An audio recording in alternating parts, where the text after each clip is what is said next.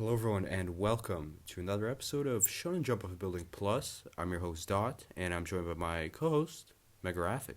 Hey everyone, it's me. We're talking about Dragon Quest Dice Great Adventure, and next episode, we're going to be talking about Beelzebub. So, if you want to join us and listen to us discuss that, then be sure to read that manga. Yeah, Nice. including the Beelzebub side stories. I mean, just only six chapters, but probably both gonna read it since they're and short and Is that whatever. the Gaiden or whatever it's called? Yeah, I mean, it depends on where you find it. It's either called like something Gaiden or something else or whatever, or side stories.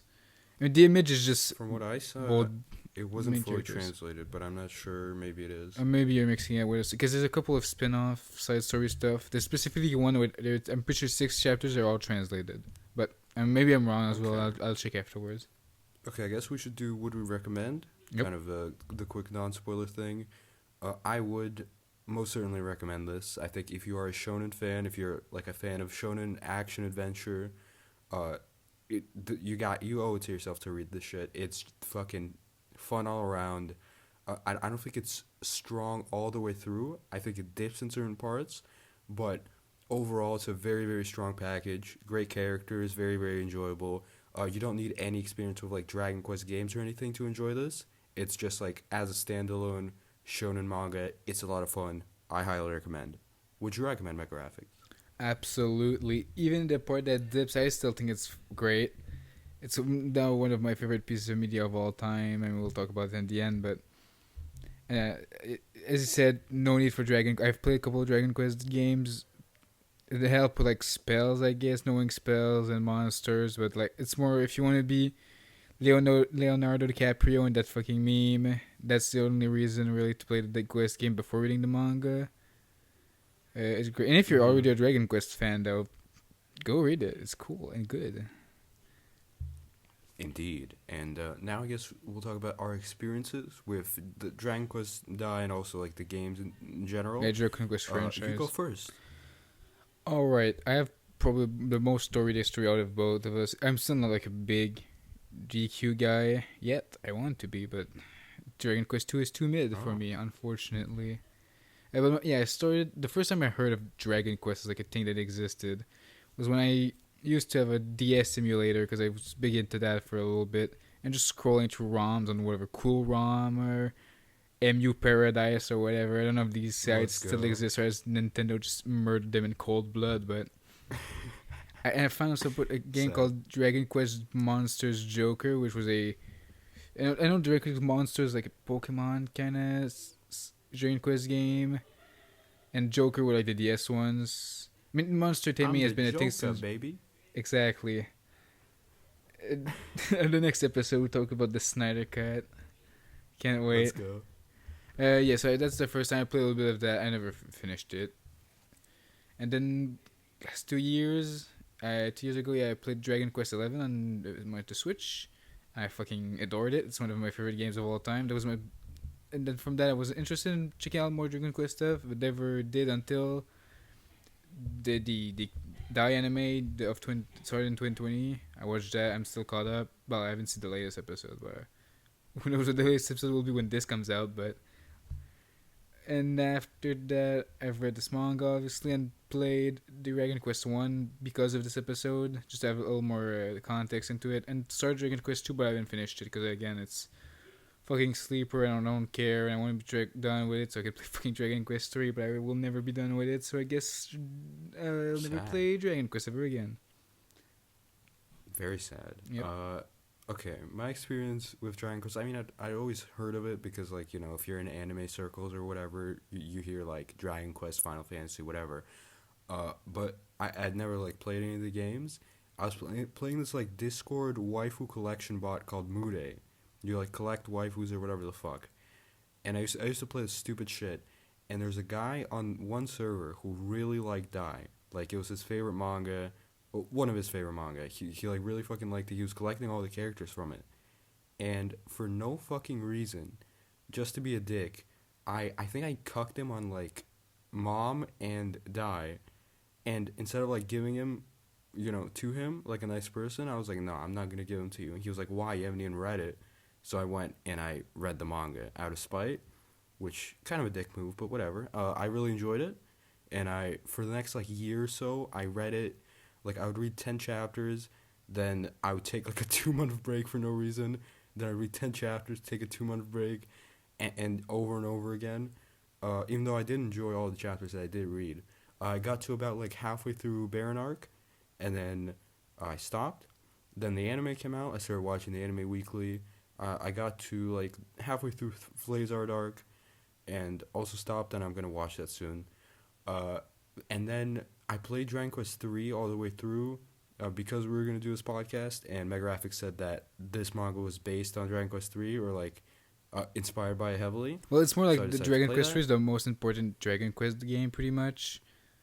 And it came. Yeah, I think this it's, like, manga came out highly around influential. that time. So Yeah, I really like Dragon Quest 3. I don't think it's like super fun all around, but because it definitely does fucking drag in some parts, like I think most Dragon Quest games do. But it's good. And then I started Dragon Quest 1. I haven't beat it yet, but yeah, that's my experience with Dragon Quest and Dragon Quest Dai. And also, why I picked it, because I wanted to fucking finish the manga, because I'd gotten to Baron, and I really enjoyed everything that I read, and I picked it for the podcast, because I wanted to fucking see it through to the end. force And I did, yourself to and I'm happy that I fucking did. finish it finally. Yes. Even if And I'm that took happy also a that little I bit did so. too long, but whatever. Oh yeah, by the way, I'm sorry this episode is late. It is completely MegaRaphix's fault, because he was rereading Ichigo 100% for 2 months, and also reading his favorite manga, Zan and Swoot, instead of reading Dai. So, it's unfortunate. Wait, But, what? blame him at MegaRaphix on Twitter. Zen and what? Okay. Who? Huh? Zan and Swoot. Eh? Swoot. Eh? Swoot, SWOOT, by the same author of Zan, the Eh? Hood Classic. Do you not know Swoot? You've literally completed it. Eh? Oh, You don't know fucking SWAT? Swoot? But swoot. It's ooh. It's oo. That's not ah. That's oo. Oo is ooh. I know, but Swoot. whatever. Who Is it cares? Is it pronounced swat? It's literally not Whatever. two O's, but whatever. It's swoot. Okay. Swoot. Okay. But Uh, that's untrue. If you look on my Twitter.com, you can see that in fact I have finished Dai on the 21st of February. When you look at my This is thread not of stuff I finished in 2021 list. So just look at that. See the Well- proof in the pudding. That is evidence for this for 1 month, while this man finished it hours ago. That's literally not true. I would never do such a thing. I would never stall for it. Whatever. Fuck it. Island arc. Let's get into the fucking main Yeah, discussion. Dilmarin The Island. Island arc. The first arc of the series. The first 5 chapters were like published separately from the main series.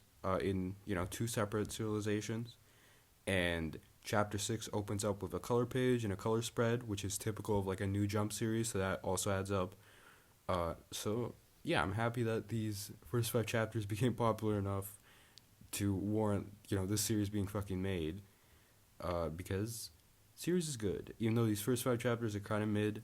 Like the fake hero mini party arc is fine, and it's kind of meant to contrast Avon when he eventually shows up.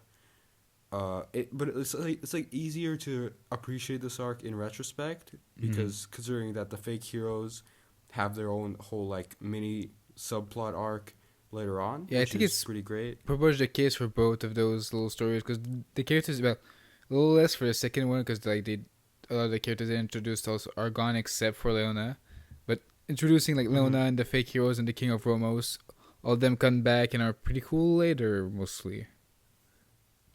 Yeah. True.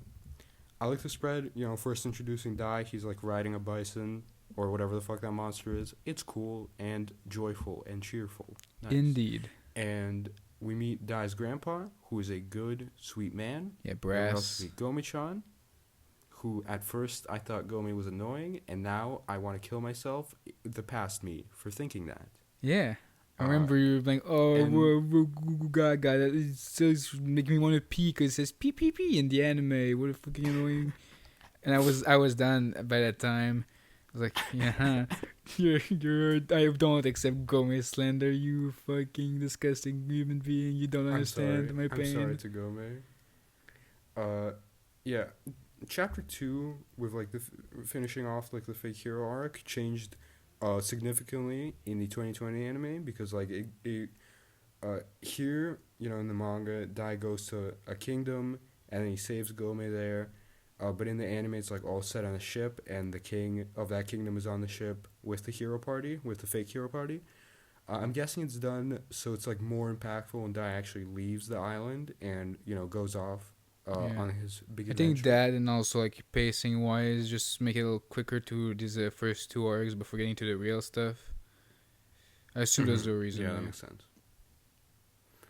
And then, you know, the stuff with Leona and the robot, it's fine. Like, it's kind of similar to, you know, the fake hero stuff where, oh, these guys, they seem nice at first when they show up, but then it turns out they're, like, scumbags. Yeah, it kind of shows off a bit Dai's like childishness, where he just believes them immediately, like his innocence and stuff, which is a kind of a thing throughout the series.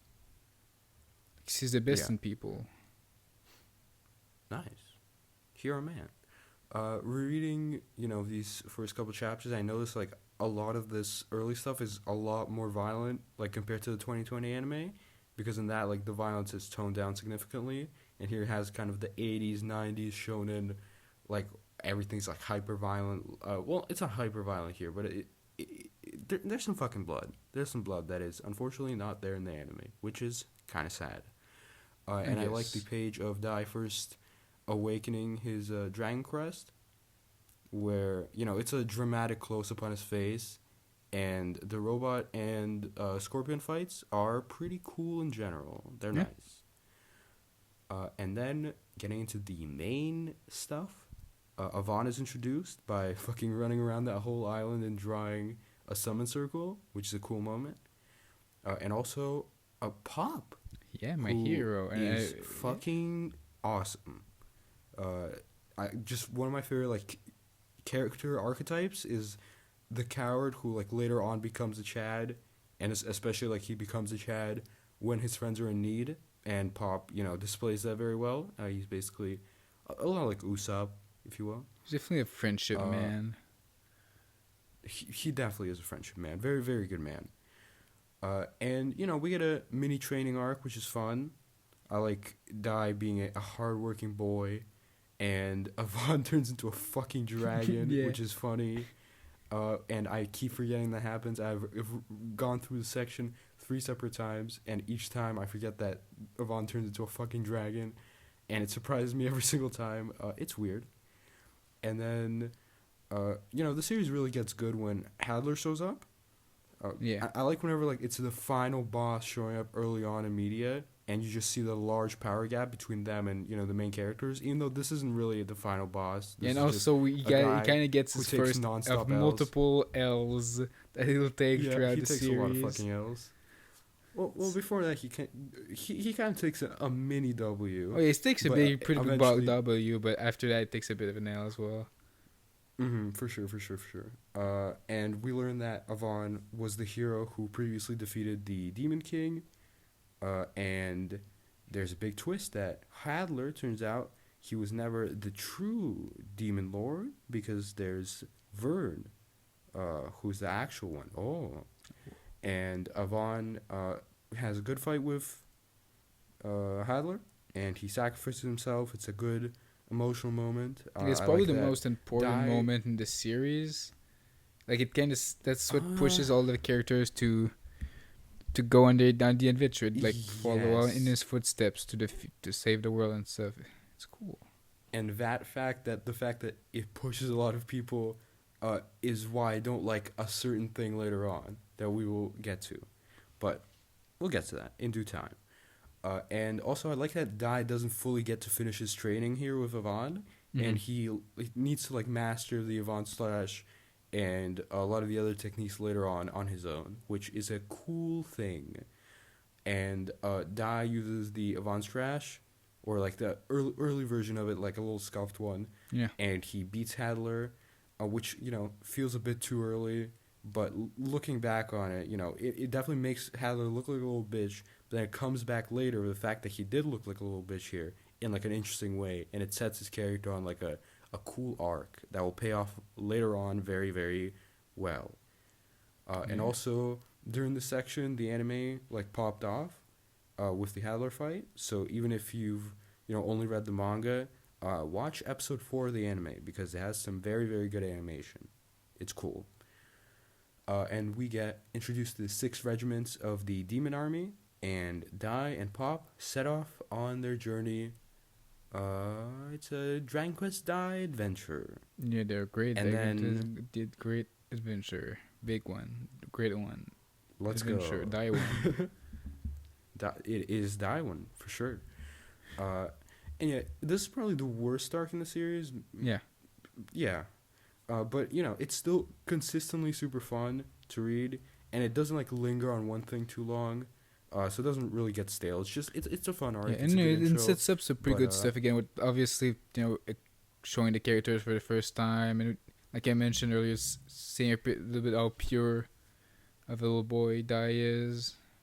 So yeah, it's good. That's good.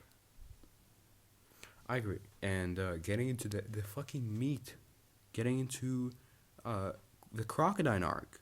Unzip your pants, everybody. It's Crocodine. The fucking big lizard. Crocodine has a fucking great design. Like, really, really cool. Big lizard man with a fucking axe and armor. He's epic looking. And we get introduced to Mom when we arrive on land, who at first, like, I didn't really care for her in the early stuff. I mean, I still kind of, she's good. Never mind. She's good. Hot. Yeah. She is hot sometimes. Later on, especially. Yeah, true. She's alright. Well, she's hot in the anime, in the whatever they call the thing that they put in the middle of the episodes, like the cards, I know what you're talking about. Oh, fuck. That pose that she's taking, just the honker just popping out. Yo. Oh. Link? Question mark? Just watch the show. Also, in this part, sad. In this part, also the scans like improve in quality during the forest fight. Like they jump from like fucking blurry ones to like really good ones, but also they fucking change the volume covers because they're evil people, and it can't be fucked to change them back. Even though the other volume covers are way better than the because they used the newer edition of the manga with shit volume covers with fucking pictures and just put the character over, and who gives a shit. It's so bad, but whatever. At least the actual image quality is good, and you can just look up the covers. And Pop runs away during this Dai Crocodine fight, which sets up some stuff that's really great later on for him in the arc. And there's also like a bit of a fucking weird cliffhanger with Mom shooting Dai, and she's obviously not actually shooting Dai.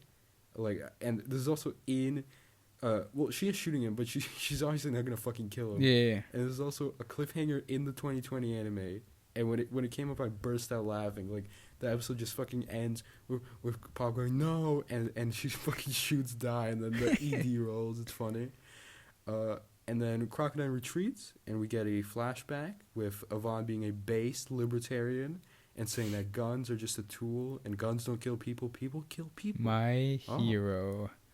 Yeah, in actuality, I really like the idea of justice is important, but it's meaningless with no like strength to back it up. Yeah. And I love the page of Mom leaving the village to join Dai and Pop. Like, everyone's like fucking jumping up. They're happy. It's cool. And we meet.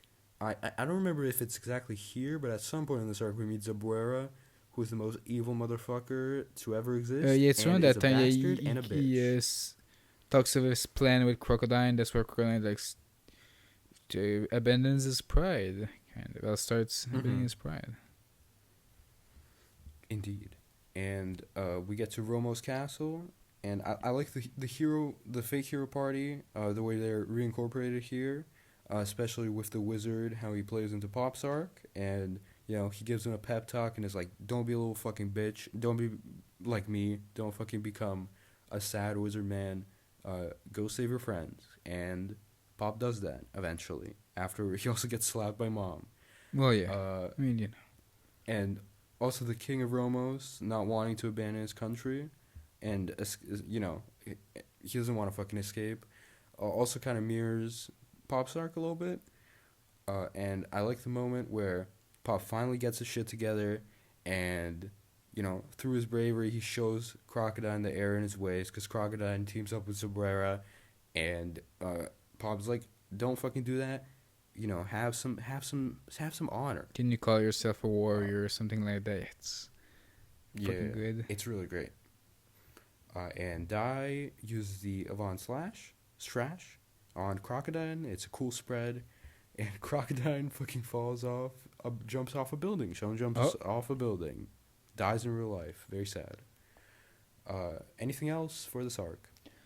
Just to go back a little bit, I like specifically in the pep talk, he mentions like the evil wizard man, fake wizard, mentions that like I tried to go for justice like you all are doing, but I wasn't built out for it. My master was, but I just never was able to follow in their footstep. And it kind of sets up a little bit some stuff that we learn about him later. It's goated. And he also, I just like it, he's like, oh, we are not built for the stuff, but you guys are different. Even though, again, as we see later on in the manga, they really aren't. True. And yeah, that does come back in a cool way. Hyunkel arc. We meet the rest of the army captains, including Hyunkel, who is a student of Avon. Oh my god. And one of Avon's students like completely turning against him and being a demon army captain is a really cool idea. And this arc is cool. Hyunkel also has a sword that fucking transforms into samurai armor, which is very cool. And later on, he gets some different armor, but that one is not as cool, but it shows his face, and women like pretty boys in manga and vote for them in polls. So that's probably why they did that. And also we get a flashback of Hyunkel's skeleton dad, which ties into stuff later on in a cool way. And, it's a sad flashback, but it might not actually be what's happening. And, I also like Dai not being able to get angry, because, he can't activate his crest because he sympathizes with Hyunkel, because he also has a fucking monster dad at home, and he sees the good in Hyunkel, and that Hyunkel is, somewhat justified, because we haven't actually found out what happened in the flashback in reality yet. Yeah. And then Crocodile coming to shield Dai was really, really good. And it started Crocodile's path to becoming the best character in the series for a while before he gets fucking shafted. Unfortunate. I love how far Crocodile went to protect Dai, and also his speech to Dai. Dai made him realize how strong and compassionate humans can be, was also very heartwarming. Instantly made Crocodile one of my favorite characters in the manga. Cool. And Hyunkel also doesn't snitch on Crocodine to Hadlar. And, that was a nice moment. Yeah, he kind of sets up that he's, kind of a good man a little bit, but not completely. Yeah, he's not completely on the Demon Army side. Nope. And also, like, arcs in Dai generally follow a similar structure of, Dai and friends arrive in place, then they get their ass kicked by a new enemy, then they retreat, then they train, and then they go back and then they win. Which kind of also parallels the Dragon Quest games, where you often go to a new area, then you get your ass kicked, then you go grind for like an hour, then you come back, and then you win. So, I kind of noticed that. That's neat, if that's intentional or not. And then we get some legendary manga moments. We get Hyunkel slapping Mom, which is a truly iconic moment, especially after Crocodile says he would never hit a woman. True. And also the famous line from Pop, bad things are just wrong. A classic. Very deep, very emotional. Of course. Should do an analysis video on it. And then Pop is also, during the fight with Hyunkel, when that starts, Pop is given the chance to run away by Hyunkel, but then he refuses, which is a great moment of character progression, which I enjoyed. And then Pop and Die mastering Raiden and using it on Hyunkel was a cool moment. Also, I just love combo attacks. Those are always very sick. And the second half of Hyunkel's backstory happens because like mom finds a fucking shell or whatever, and we learn that Hadlar was actually the one who killed his skeleton dad, and it wasn't Avon. And Avon was just a sweet man like he always is. So he was just shitting on Avon for no reason. Kind of fucked up. And, Hyunkel doesn't, like, right away, he doesn't fucking join the good guy's side, because he everything that he just fucking knew about the world has completely flipped around. So, he's still fucking set on defeating Dai, because he doesn't fucking know what the fuck is happening and what to make of this new information. And he also thinks it's fake. And Dai combines Raiden and Avon's trash, which was cool. This isn't, like, the completed Avon trash yet. No, yeah, he just makes... And then he defeats... It's his top gap. It works for now. It works to beat little bitch Hyunkel. He defeats Hyunkel, and Flazard shows up at the end of the arc, and he erupts the volcano that's underneath the castle that they're standing on. And, it's cool visually, and it also does a good job, like, setting him up as a formidable foe for the next arc. And then Hyunkel saving Dai and Pop and Mom and having like a Terminator 2 moment in the lava was also great. Yeah. And I'm very sad we'll never see this character ever again. Unfortunate. And then Flazard arc. What did you think, MegaRaphix? I really like the Flazard arc. It's cool action-wise. It definitely ups the stakes even more. But let's see how start from the beginning, I guess. Get fucking Paprika. Well, I guess they were already in Paprika, but now we learn where the princess is. Leona, yeah. Yeah, Leona. Because, we've already mentioned, but my hero, everyone's hero, the strongest swordsman in Paprika, the best inventor in Paprika. Of course. Old man... that I don't remember the name of. The friend of Crocodine. He becomes friend with Crocodine. Yeah, and very, very powerful man. He never shows his full power, but probably could defeat Vern with like all his fingers in his ass. So yeah, for sure. Goku, Lamau. Who? Yeah, literally Goku. Goku, dude. Yeah. Leona gets reintroduced, and Flazard just kicks fucking Dai's ass, which sad. Also, like, Flazard just has like a really cool design. It's both, cool and somewhat menacing and cartoony at the same time. Yeah. I like it specifically in the I don't like it as much in the anime because they kind of make his fire side like solid, I guess. It's not like consistently moving. Well, the manga, I mean, obviously it's not moving in the manga because it's manga. There's one page, but it looks more like actual fire. Where the other one's just like solid part with some fire around it and like inside of it. I guess I kind of just don't like. Yeah, that's true. Well, the manga is cool, way cooler, and we see like sometimes it expands while the eyesight stays the same because that's actually solid. Mhm. Yeah, nice. Like the coloring of it in the anime is like really cool, but. Yeah, it doesn't actually fucking move much, which is a little unfortunate. And, they get their ass kicked, and then we meet Matrev, who has kind of like a disgruntled boomer vibe, which I like. And there's some cool training stuff with him and Pop, which is really good. Yeah. I especially love the panel after, Pop finishes his training of him leaning on the door after using the teleportation spell. He's all fucking beat up, and he's very cool looking.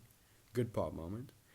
And there's some cool foreshadowing here with Hadlar not wanting Baron to meet Dai yet, which I wonder why that's the case. No idea. And then, this arc does a great job of escalating stakes, like you said. Because at first they struggle against just fucking Flazard, but then Zabuera shows up, and Mistborn shows up. Yeah, they split up and each of them meet their own fucking opponents that aren't related but aren't Flazards, so fuck. Yeah. And everyone seems fucking screwed until Hyunkel and Crocodine come in. A little before that, I hype. really like Pop's stand. Like he protects mom, no their mother, and I think what he's able to use Ionism or something. Maybe I'm wrong, but he matches Adler's spell, which is Mm-hmm. no, not only just matches Adler's spell, but it's like Adler's specialty. So that's cool. Even though he's still pretty beat up afterwards, but Oh, okay.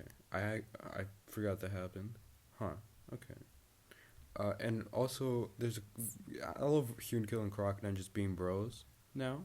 yeah, And there's a great flashback where Crocodile, he says a really good line that made me fucking tear up. I believe that the value of a man is measured by his ability to accept his mistakes and atone for them, which just made me really emotional. I and too was hopeful. emotional. I popped off a little bit when that happened. Popped off in what way? Hype and also Got a a boner. little horny, but Okay. No. Understandable. It's Crocodile. What can you do? And then Hyunkel's fight with Hadlar is a lot of fun. It's cool. And Dai getting rid of his senses once we start the Flazer fight, and he activates his mind's eye and finds fucking Flazard's core, which is also cool. And then Flazard fucking levels up with cool looking armor when Mistborn shows up. And then Dai finally masters the Avon's trash. And there's a cool spread of him cutting him. yeah. It's nice. And I like fun arc. it also they introduced. I'm pretty sure it's the first time they mentioned it before I think a little bit, but they really introduced Toki for the first time, Mhm. and you specifically Hyunkel using like light Toki to do the Grand Cross. Also, like we during the Flazard fight, we get a flashback to when he got his metal stuff, because he's a character that he's very young. All he wants is just accomplishments, mainly because he's created by Hadlar, and that's the spell that Hadlar used to create him. Is supposedly you get an aspect or aspects of your creator. In this case, yeah, it's Adler's like kind of Mhm.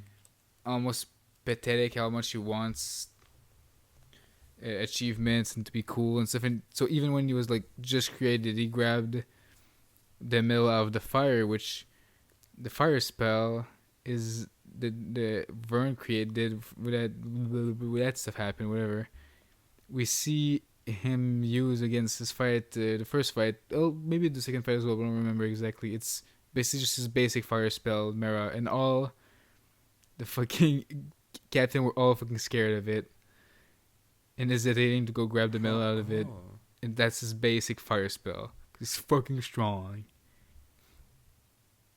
Okay. Wait. Isn't Mara... Doesn't fucking everyone use Mara? Yes, but just as his mirror is like so fucking... That's what I'm saying. His mirror is so fucking strong that the captains were all scared of it. I'm stupid. Yeah. I know what you're saying. Okay, never mind. And, at the end of this arc, get great moments with Mom sacrificing her magic gun to save Leona, and also Leona tells Hyunkel to stop worrying about mistakes he's made in the past and to help Dai instead. It's cool. Another fucking Oda moment where you stop making me emotional about a fucking thing, an object. Oh, fucking sad. Where are you talking about the fucking gun? yes. Oh, you were sad about the gun? Yes, I'm not as much as the Oda moment, but Of course.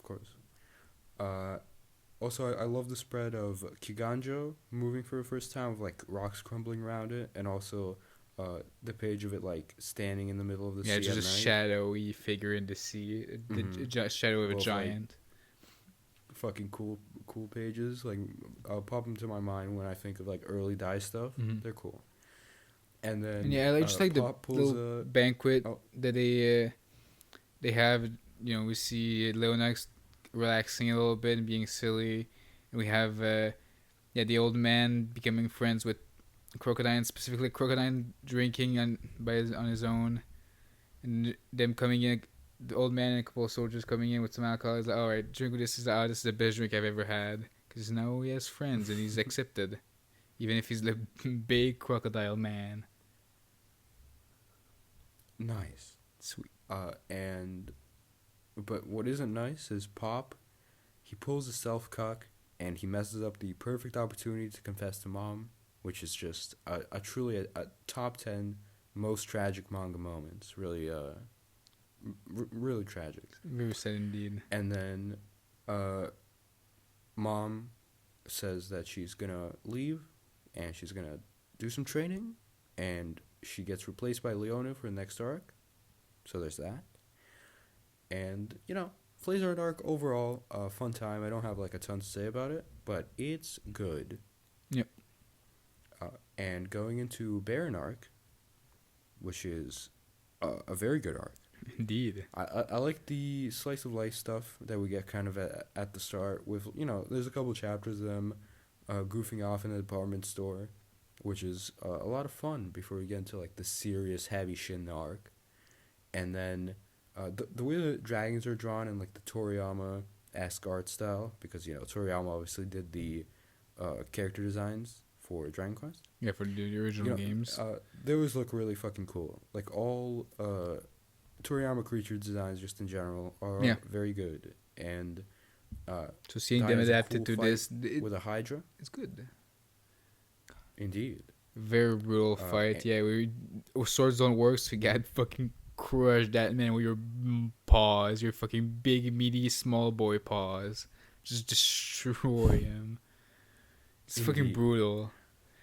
So I can kind of understand the child and the other humans around being, I don't know about this boy. Yeah. All the people around him are kind of scared of Dai because of this, which also comes up later in Vern gives a speech to Dai, where he says, like, oh, even if you win this, soon when peace comes, human will start questioning your own motives. Well, I'm not thinking about it. It's kind of mentioned also that's the kind of reason why Matorev is living alone in the cave, because he used to be like a member of the kingdom who was so strong that people were like jealous and scared of him. So he kind of just said fuck it and lived in the cave. So it's kind of been a thing with like people are powerful, so that people hate them because of it. And obviously, it's on a totally different level with Dai. Of course. And, we move into... We also meet... fuck, I keep forgetting her name. Merle? Lady? Merle? Merle and her mom? Merle and...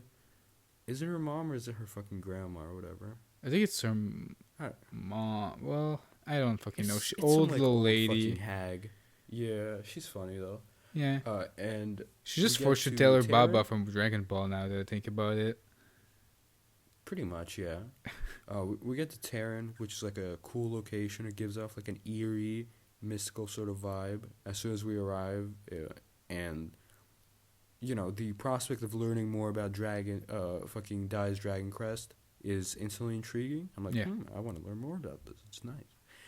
And we learn, what the Dragon Knights are, that they're a race created to destroy certain other races if, like, the power balance gets fucked up. Yeah, because they're created by the gods of the human, the god of the dragon, and the god of the darklings or demons, depending on, whatever. I kind of like it, how it's mentioned, like, dragons used to be, like, as intelligent as humans and stuff, but they've kind of devolved and now are just considered monsters. I don't know exactly what happened, but... Well, maybe they'll be elaborated on in the fucking Avon spinoff. Probably not. Maybe, probably not. Yeah, no, I don't think so. Yeah. Well, I don't know, maybe. Dai's struggle also like kind of reminds me of Goku during the Saiyan arc. Yeah. When they first arrive, because they also want them to join their side and defeat the humans or whatever because they're part of the same race, and he sides with the humans, and also Pop standing up for Dai and saying like, "Oh, we'll never persecute him because he's our friend," was also a very good moment. And Baron, he's revealed to be Dai's dad, which kind of like fucking blew my mind the first time I read this.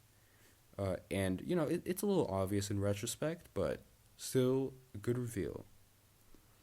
And then Crocodine shows up, and he gets his fucking ass kicked by Baron. Yeah. But you know, even when he's fucking unable to see, both his eyes cut, he still continues to fight because Pop is his friend and he inspired him in their battle, and it's good.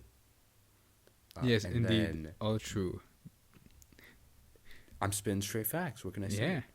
Yeah, Dai loses his memory, which ends off kind of the first part of the arc, and sad. very. We get And introduced then, to the Dragon Riders. Dragon Riders. Yes, there's a walrus one, a chicken one, and a man. Larald, the I only like- one I know the name of. I wonder why. He may or may not be relevant eventually. But no, I think the walrus one's gonna be the fucking most relevant one, to be honest. Sea it's Fighter fucking Walrus. Of course. And yeah, I like Pop lying to everyone, you know, so they won't follow him, because he knows how fucking dangerous it is, and they also need to stay and protect Dai. And he goes to face off against Baron, and the Dragon Riders all alone, prepared to die. And there's like this fucking crazy panel. He has like a cool fight with the Chicken Man. There's a crazy panel of him like blowing the Chicken Man's fucking dragon's face off. It's like super violent, and it's Yeah. cool. And Hyunkel shows up. He saves Pop, and I love kind of like the mutual respect they sort of have for each other, despite Pop not liking Hyunkel, because you know he sees him as a romantic rival, but they still respect each other. And Hyunkel, he kind of gets his ass kicked at first by Lerhalt, which was unexpected, but you know it's all good because he used some fucking chains to make a cross or whatever, and he beats him a few chapters later. And I appreciate Baron's flashback that we get here. Like it's cool. Well, it's not very cool. It's just kind of sad, but whatever. Yeah, it's more sad than cool. And also the fucking king of Alkid, like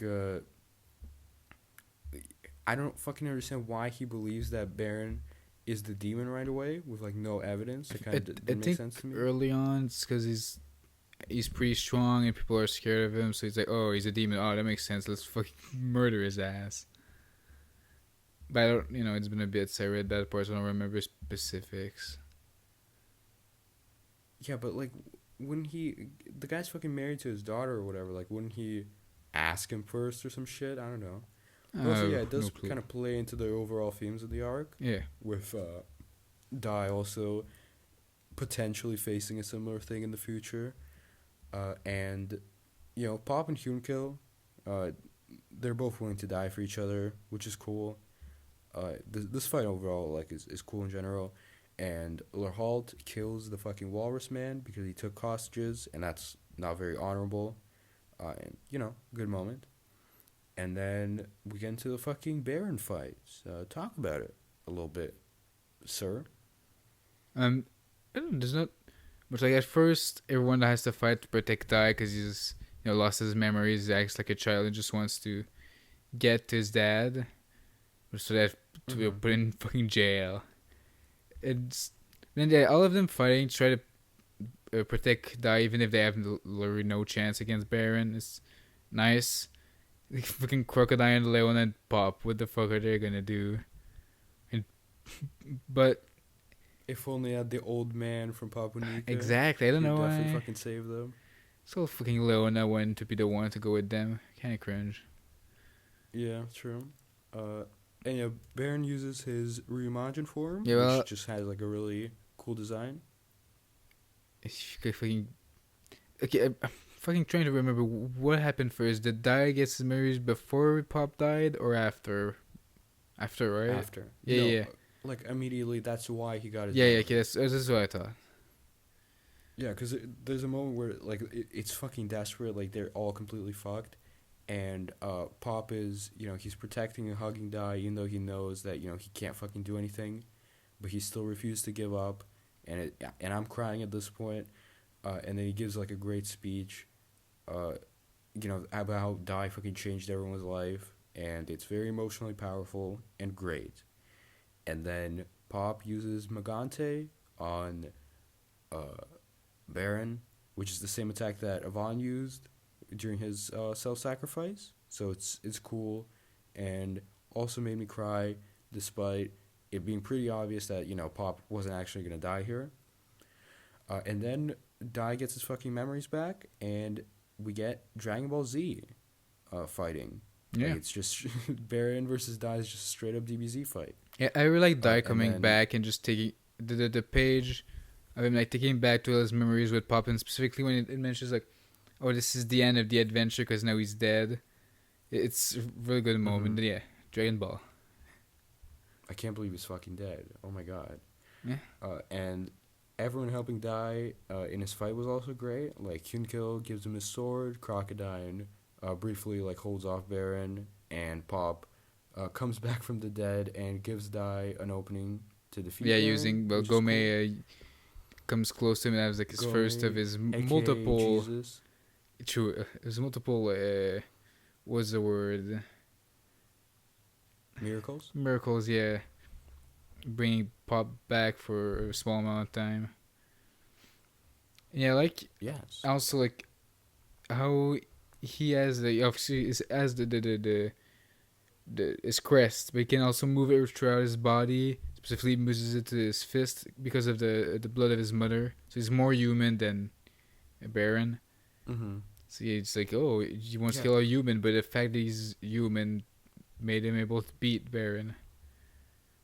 Speaking of his mother, this is kind of like off topic, but why the fuck was she like 5th place or some shit on the last popularity poll? Because she's Is that her? Cute, I guess. I don't know. I actually don't remember. Is it her? I think she was like 5th place. I think she was like above Crocodine and Hadlar and like some of the big characters. I don't know. It's kind Japan of are kind of special. And a little cringe, if you will. Yeah. Remember the fucking MHA poll where the earthquake man who was in one chapter? I mean, it's more than one was chapter, like but 6 or some shit. yeah, I don't fucking get it. That was kind of weird. And yeah, sometimes they pop up though. They pop up through Naruto with some of those. Do they? But I can only explain it when we're fucking reading that, and that's not gonna happen for a while. Unfortunate. Well, we'll see. Someday. And this arc kind of ends on a bittersweet note with Baron saying that he'll come back and he'll defeat Dai in a rematch, but he also helps Pop, a human, with his blood. And Baron's whole thing is that he fucking hates humans, but here he helps a human. What? Curious. And then moving into the Zamza arc, or the Holy Sword arc, or whatever the fuck. Me and MegaRaphix have had multiple debates on this because he's dumb and I'm smart. You hate to see it. The Holy Sword arc. Fact. Whatever. I don't even fucking care anymore. I don't fucking care. There's also, like, before that, there's a special Avon flashback chapter. I don't really have a lot to say about it. And I guess we get introduced to Flora, who is a character. And we see Mom's dad for the first time. I mean, we have seen a page of him before, but not really, like... I don't think he said a word.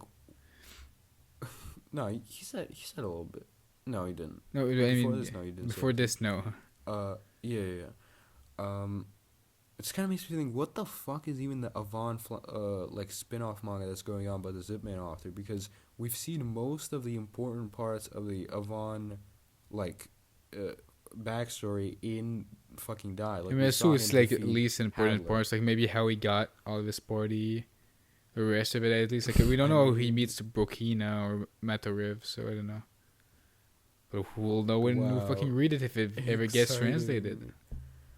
Chrono, come back. I know you're listening to this. Come back and fucking translate the spin-off, you bitch.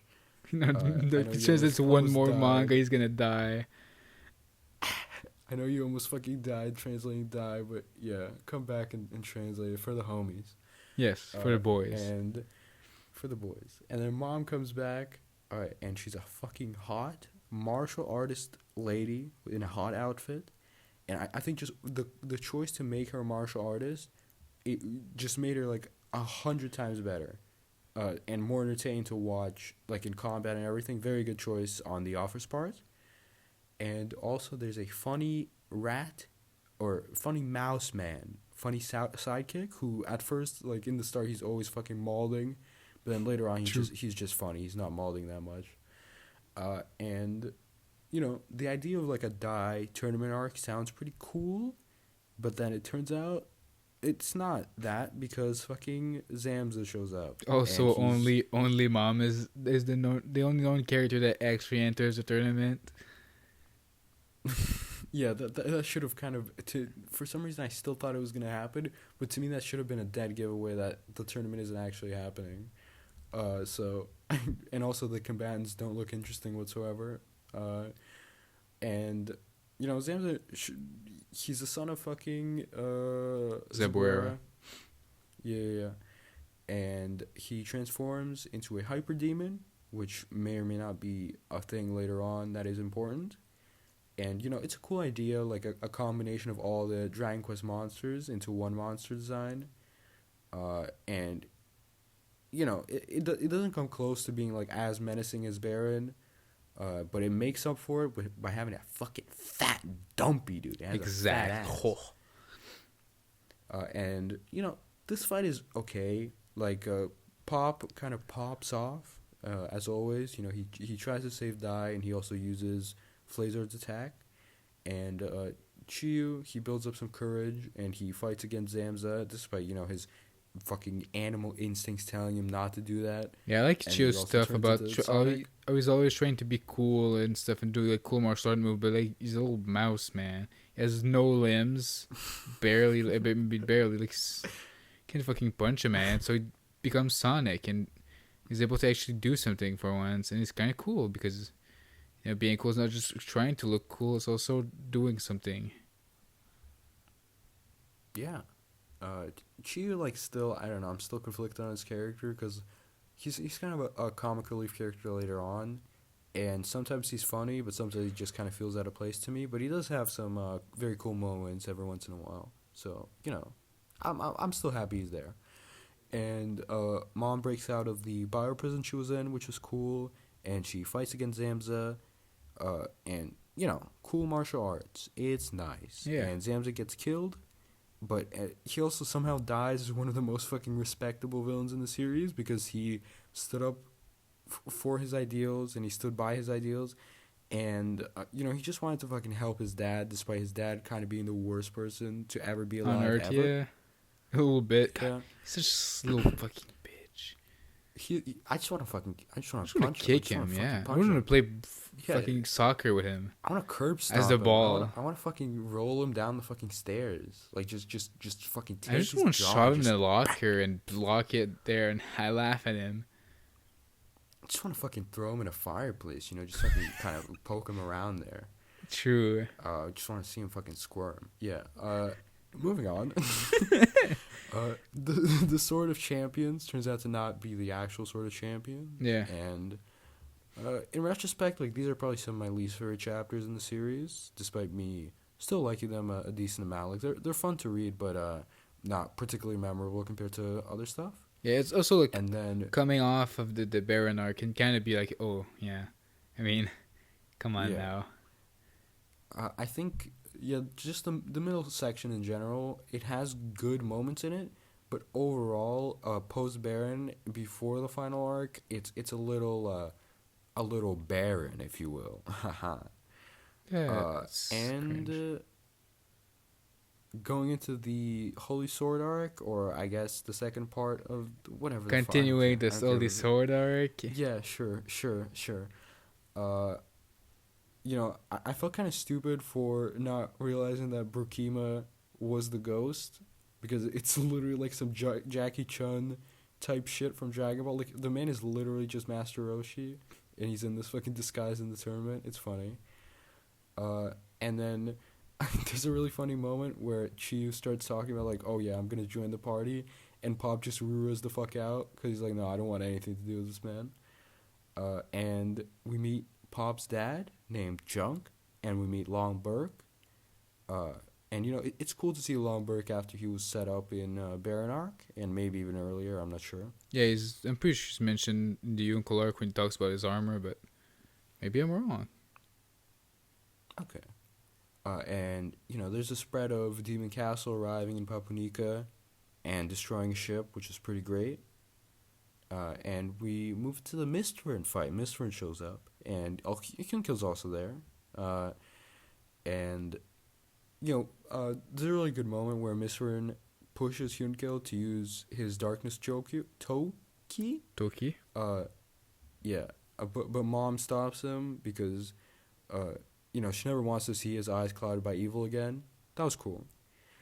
And then there's a cool page of Mistborn's face peeking through a cloak. And meanwhile, while all this Mistborn fight's happening, he needs to be there for his sword to be completed. And also his sword is named Dai's Sword. Very creative name. Indeed, I agree. Yes. Very out of left field. Of course, who would have fucking guessed? And Dai tells Mistborn when he finally shows up, he tells him fucking, you're not an opponent worth showing my sword to, which is funny in retrospect because he shows his sword to that opponent multiple times, and his sword is actually in that opponent at one point. It's true. In him for fucking 2 hours, but and then there's a cool spread of Dai slicing Kiganjo in half, which is good. And I love whenever it's a small man slicing a big thing. There's a recent thing in Black Clover, which was similar to this, remind me of this. Yeah. And Mistborn, he's about to reveal his true form, but he's stopped by Kilvern. And they flee, and Pop chases after them. We haven't even fucking mentioned Kilvern before. He was in 2 arcs. Well, he's there. I mean, he's kind of low-key for most of it until the final arc. Yeah, he's kind of just the there. Arc is kind of where he becomes important. Yeah. And also, who would have guessed that the Demon Lord is hiding in a place called the Field of Death? I mean, it's a very subtle name, to be honest. Of course. And Hadlar also shows up in his full Hyper Demon form. And looking cool. I like how fucking Dai's sword instantly activates because it senses fucking Hadlar's level of power. And it's okay, shit's fucked up now. And to add on to that, Hadlar also has the real Blade of Champions with him. And also just Hadlar's arc of going from a power-obsessed and just somewhat emotionally unstable man to this calm and collected warrior is also very good. And here they have a cool fight, and Dai suffers his first major defeat. He gets kind of wrecked, and Pop is left truly helpless, and he has to escape. And then there's a very good scene with Crocodine and Pop where Pop is regretting abandoning Dai, and Crocodine, he understands that Pop would only do this if Pop absolutely had to and had no other choice. So he stops Pop from crying, and then I started crying. Very good scene. Very good indeed, yeah.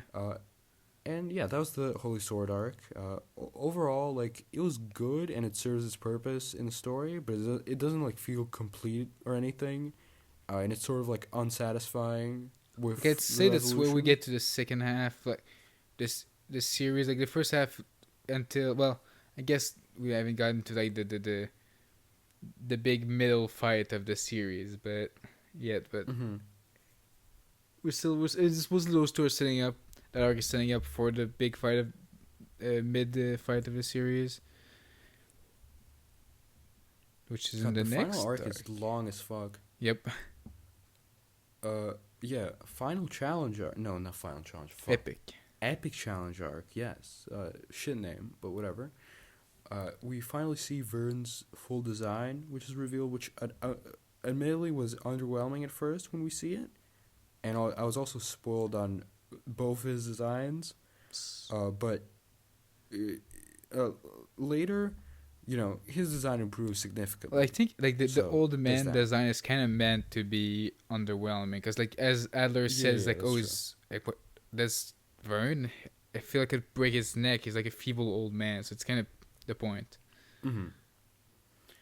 And we see Hadlar's new Orichalcum warriors, the Shinsei Kidan. And everyone does some training. Yeah, Shinikinan are fucking good later on. Well, most of them. Yeah. True. Well, yes. And we meet the man, the myth, the legend, Nova, the absolute Chad. Yeah, I kind of like his little arc of he's this little bitch who thinks he's so cool because his name is fucking Nova. He's got big hair. He's a fucking nerd. Cool sword, I guess. He just gets fucking shit kicked in. He's actually pretty strong overall. Like he still is able to stand out to the Alkaline Warriors for a little bit. Even I mean, if he was like introduced in Crocodile arc, he'd be like one of the strongest characters. Yeah. But he's introduced here, and he's just kind of fucked. It's gonna make sense that he thinks he's like the hero is super strong and kind of thinks that I'm the real hero. You're kind of a little bitch, Die.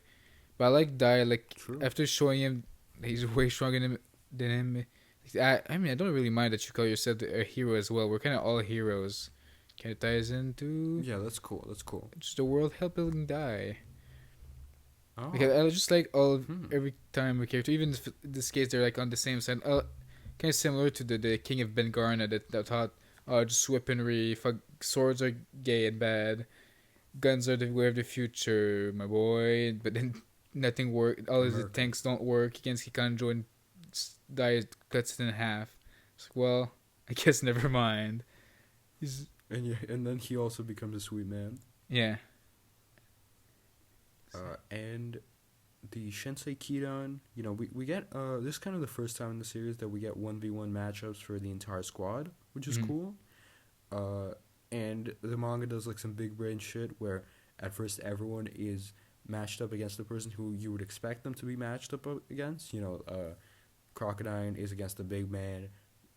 Fucking Mom is against the other one, and fucking Pop is against the magic one, whatever. And then to actually defeat them, they have to switch opponents to the opposite of what you would expect, and it actually works, and it's cool.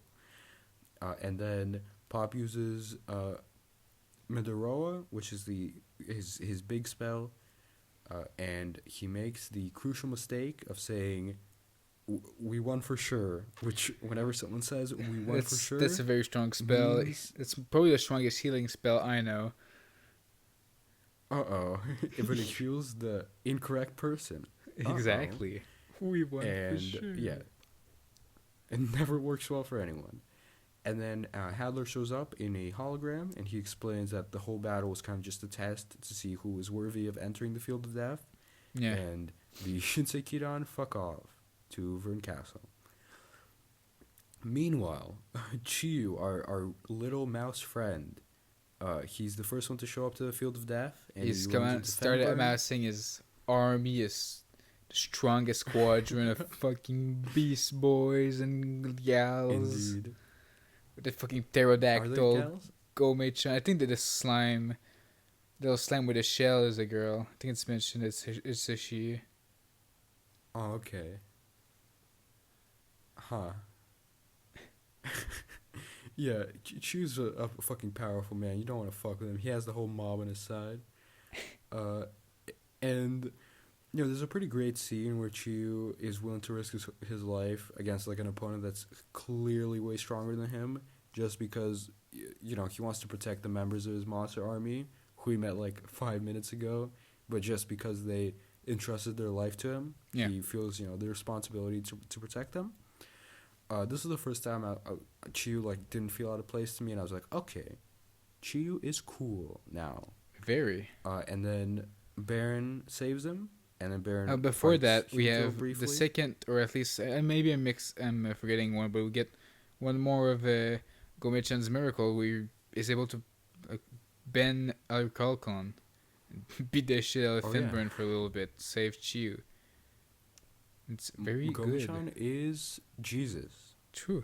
The Baron comes in and saves him. But then and then Hyunkel comes in. It's like, stop, Hyunkel saves him. He fights Hyunkel for a bit, and then Hyunkel saves him from the chest lady, and then Baron kind of joins the good guy side, and these chapters are like kind of dense. There's a lot of shit happening, which is cool. Later, like the last arc, every chapter is really fucking dense. Well, the last half, the last arc. Yeah. There's a lot of stuff happening.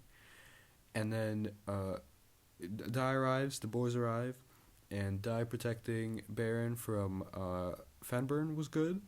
Yeah, protecting his dad. And they destroy the gate together, which was good also. I think before they go to attack the palace, just a page of both of them like on a cliff, back to back. It looks cool. Yeah. Back to that, because, they haven't truly accepted... Dai hasn't, like, accepted him as his father yet or whatever, but that happens later on, in a moment that made me cry. Yes. Oh, yeah, and, the build-up to the stuff from the Baron arc makes these moments, like, really satisfying. It's good. And then Amy confesses her love for Hyunkel, and she tries to stop him from going into battle, which was good. But Hyunkel tells her that, she's better off forgetting him, which is, like, some real cold motherfucker kind of stuff. Yeah. This is, like, what Tokyo Ghoul fans, they imagine. They'll say this when they get fucking confessed to. But the problem is they've never seen a woman in their life, so True. What can you do? And then Hadlar shows up, and he has the fucking black core, which adds, like, an interesting element of intensity to the Hadlar fight, and it's kind of a creative way to make Dai and Baron completely disadvantaged here. Good.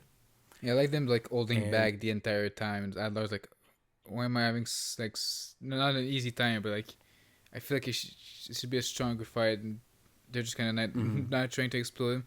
It's kind of I mean, if Adler were to die here, that would be like maybe one of the saddest things, because now he's a beast of battle. He wants to fight a strong opponent, and the stronger opponents can't fight him strong because black ore. Yeah. It's sad. Yeah. There's like a scene where Hadlar he starts crying because he realizes that it's not a fair fight and it's not been fair the whole time. It's like a really great scene. Yeah.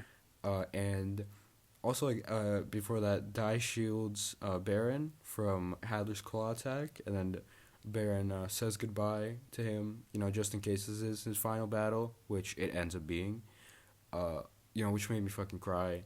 And he puts Dai to sleep because he is about to use his fucking reimagined, and Dai probably has some bad memories connected to the reimagined, so there's that. And then we see Miss Vern's true form. It's finally revealed, and everything goes ba-boom. Despite Baron's best efforts to suppress the explosion, which, I mean, he does do, because otherwise everything would go ba-boom. Yeah, everyone would be fucking now dead. Only some things go. Yeah. Yeah, I think, but everyone stays alive. Like, Adler lives, Dai lives, and all the party members of the stair live, but not Baron. Yep.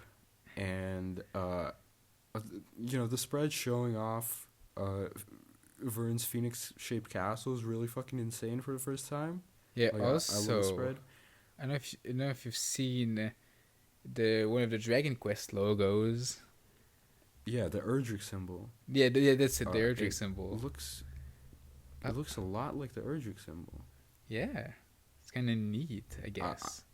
I don't know if that's intentional, because he doesn't have much to do with Erdrick. I mean, it might just be like a fun little reference that maybe not everyone would notice. Or maybe because he uses a lot of Phoenix spells. Well, yeah. I expect the fact that it looks like a Phoenix because he uses Phoenix spell, and Colin in his final battle he has a bit of a Phoenix moment of like coming back. Well, not just in his final battle, he does like come back to life at some back to life. It's not exactly like that, but yeah. Yeah. You get what I'm saying. And Baron passed away, hearing Dai finally call him his father for the first time. Makes me fucking cry. I cried way more at this manga than I thought I would. Like, I think I had a good solid 5 cries here.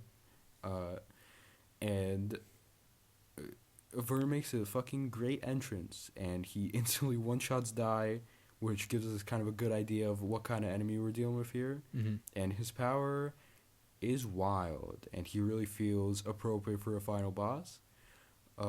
And, just when things are looking super fucking bleak for Dai and for everyone, uh, Dai stands up and he says he's never gonna give up, which sent like fucking chills down my spine. Really cool moment.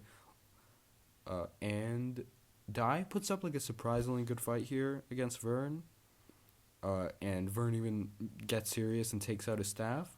And with that staff, he breaks Dai's sword and fucking beats everyone. Yeah, we learned that's like a weapon made by Lundberg, who's like probably one of the weakest weapon that Lundberg has made, but the power of the weapon is that it matches the user's mana, and since Vern is like chock full of it, he's like super powered. The spear becomes like super powerful.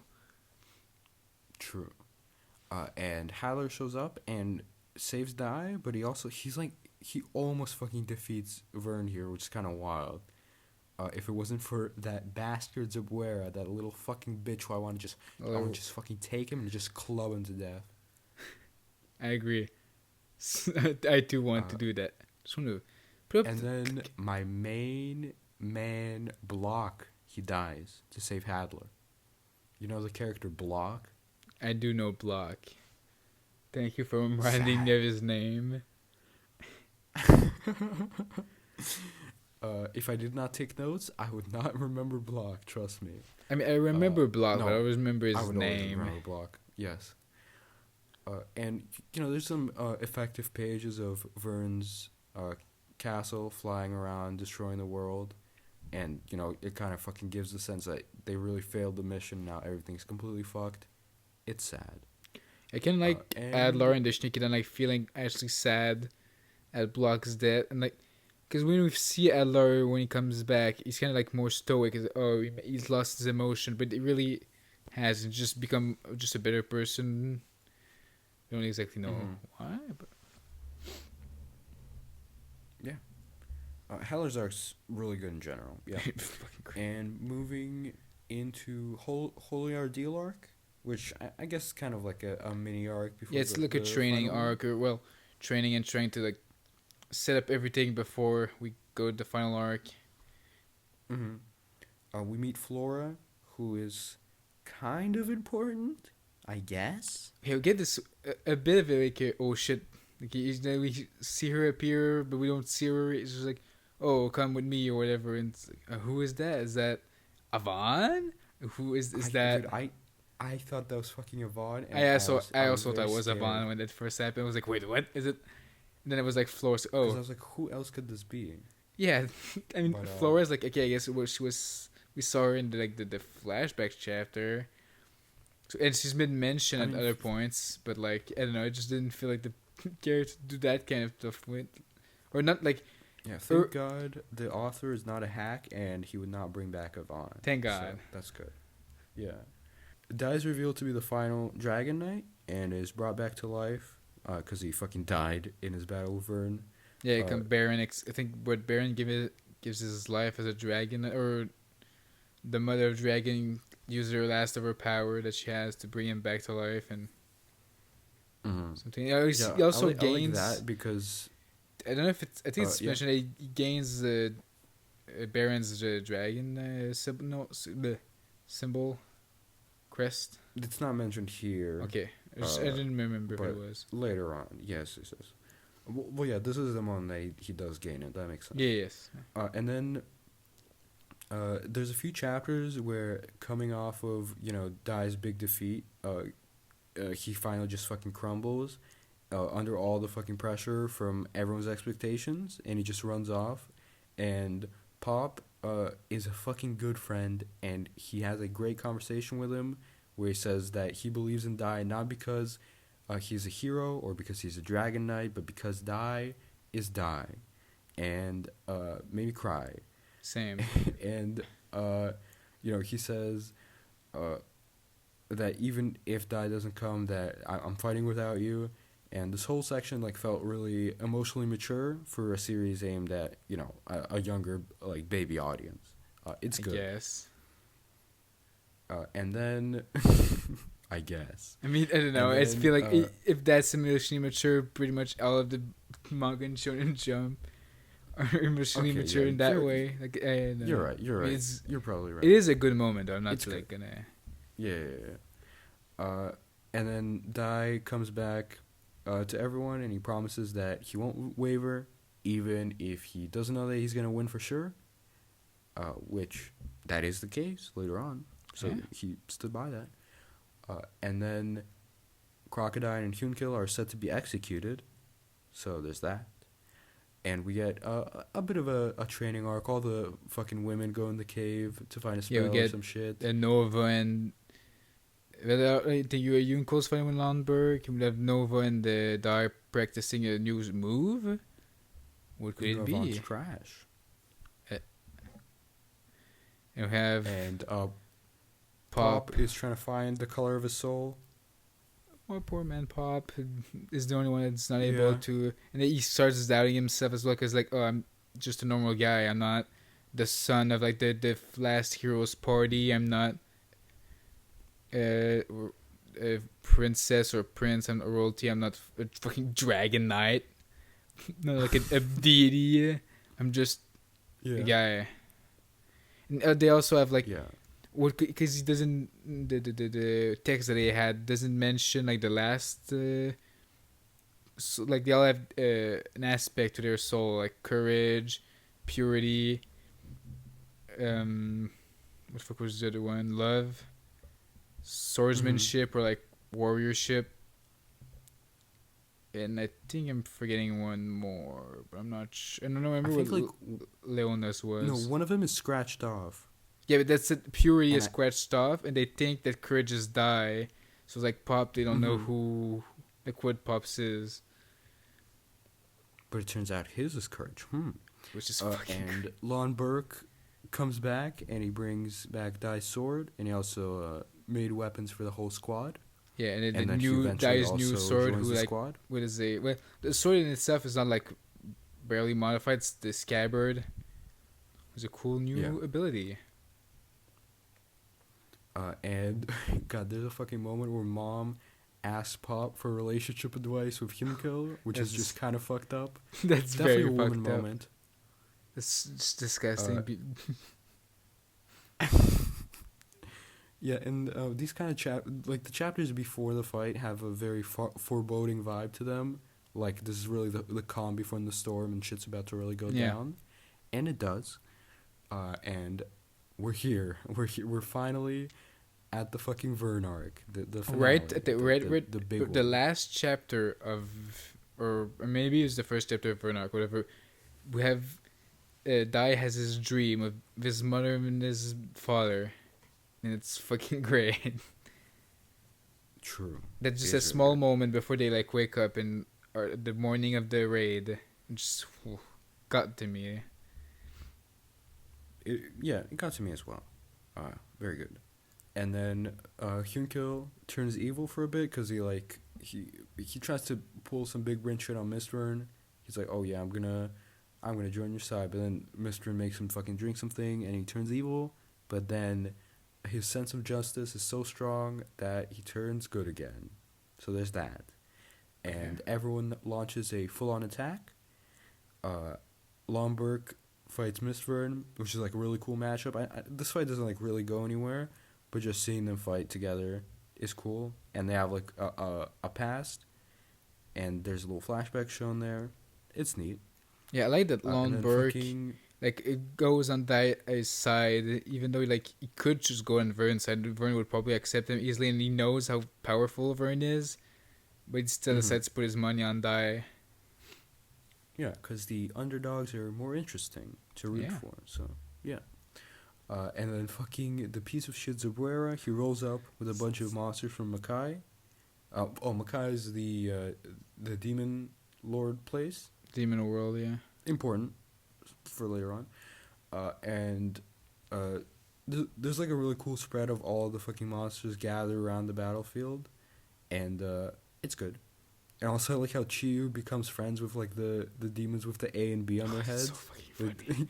I fucking love Chiyu and that. Like, he's just so convincing that like maybe we should follow him.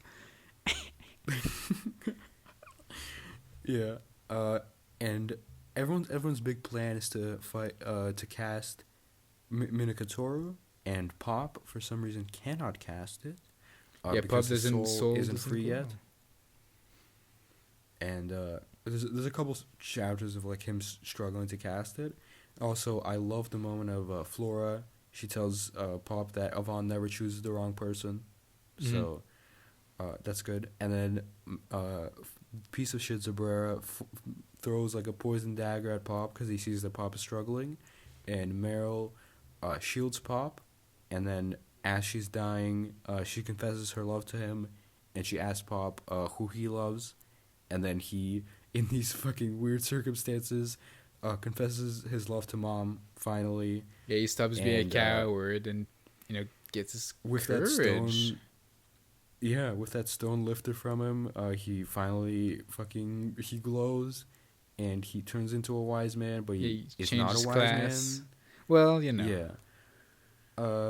It's a very good scene. I fucking love this scene. It's fucking great. I mean, yeah, I remember you sending me a page and like, fuck, that is great. Yeah. I think the final arc in general, I'd really be into it for 10 chapters, and then the next 10 chapters I'd be like, it's alright, and then I'd be like really into it, and then I mean the final, like the last 40 chapters are fucking, or the last 30 chapters are 10 out of 10, but before that I was kind of like on and off with it a little bit. I was into it pretty much the entire time. I'm trying, I had a hard time thinking about points that I didn't care for. King Magnus, that's all I'll say. Oh, my hero. Minakatoru. Of course, you like fucking King Magnus. Minakatoru finally gets cast, and they teleport up to Vern Palace, but Hadlar and his Shinsekidan, they block everyone's path. Well, not most of the Shinsekidan, minus 2 members. Yeah. And also I like the moment where, he wants to Dai. He wants Dai to be his final opponent, and Leon is trying to stop Dai, but Dai says that, I wouldn't be a true man if I declined this kind of duel. So that's good. Yeah. Kind of accepts. And we get 1v1 mashups with 3 of them. Well, kind of. Well, one of them's resolved later on. Whatever. Mom, she has a cool fight with Albinas. And, she gets some, like, Hyunkel style armor, which I think only uses here. But it's cool. That's probably her best design, I think. And her hottest design. Yeah. There's some good shots of her ass. And the artist 100% knew what he was doing with those. My hero. Very horny man. And Mom kills Albinas with a cool attack. And then Hyunkel just one-shots him. Yeah, but before talking about the best fight in the series, Hyunkel versus him, I just want to, I really like the stuff about love in Dark. Like, yeah, she kind of understands more of a feeling for Hyunkel, and now that Pop has confessed, she's, unsure exactly how she feels about Hyunkel, and kind of realize that it's not the same type of love as, love. It's almost more, not parental, because obviously she's not her parent, but she wants to help him. She wants to protect him because he's kind of just tries too hard. But with Pop, it's some a love that can be reciprocated, and they both what the fuck am I trying to say? They both have something to gain from it, while the other one is just giving to. Yeah, true. Also that. And we also realize that Albinas has love for Adlar. That's why she's trying to do all this. Yeah. I mean, you say that, but did you fucking see the eyes that Mom was making towards Hyunkel in the early arcs? Did you see that shit? Well, yeah, but she still was. Yeah, I mean, she didn't know that she would be hornier for a just better man. That's just right there. Yeah, of course. The absolute Chad Pop. And then Hyunkel versus him, the legendary battle, 10 out of 10. It's fucking one page, just shows, alright, see ya. Wait, what? I was actually, is that really how Im goes? Because that's maybe the saddest things I've ever seen in my entire life. That's maybe worse than anything Zabrera ever did. But actually, it's good. Never mind. It comes back and it's fine. Yeah. But meanwhile, Pop has a very entertaining fight with Sigma. This is probably my favorite one out of the. Well, actually, no. Him versus Hyunkel's obviously the best one. Well, yeah, I mean, true. I think I like the Albinas fight a little bit more, but the Sigma stuff is good as well. Yeah, it's like very entertaining with both of them. They just keep fucking out tricking the other person until Pop finally fucking wins this game of 5D chess. I don't. Yeah, there's like the fucking shield that he has that reflects attacks. Yeah. And then he reflects the attack, but then the attack's actually a weak attack, and then he uses another attack. It's fucking cool. It's good. He won the 5D then- chess against the chess piece. That's like just this says how How is wise this and possible? strong Bob is. Look how far he's come. It's truly beautiful. And then Mom finally responds to Pop's confession, and she tells him she doesn't know if she loves him yet.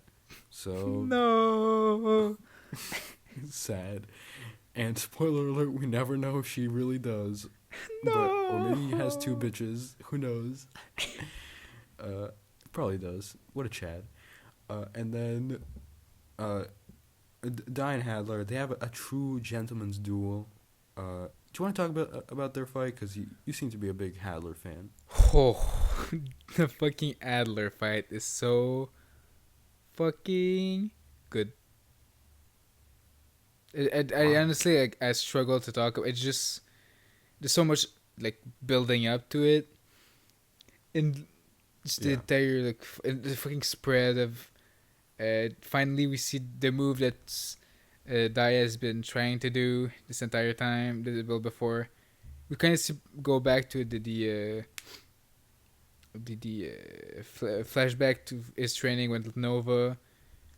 I'm pretty sure we see like we saw him throughout the series like using advanced stress as like a close attack and also like a projectile, and it's actually mentioned. Oh, there's actually like two different versions. The A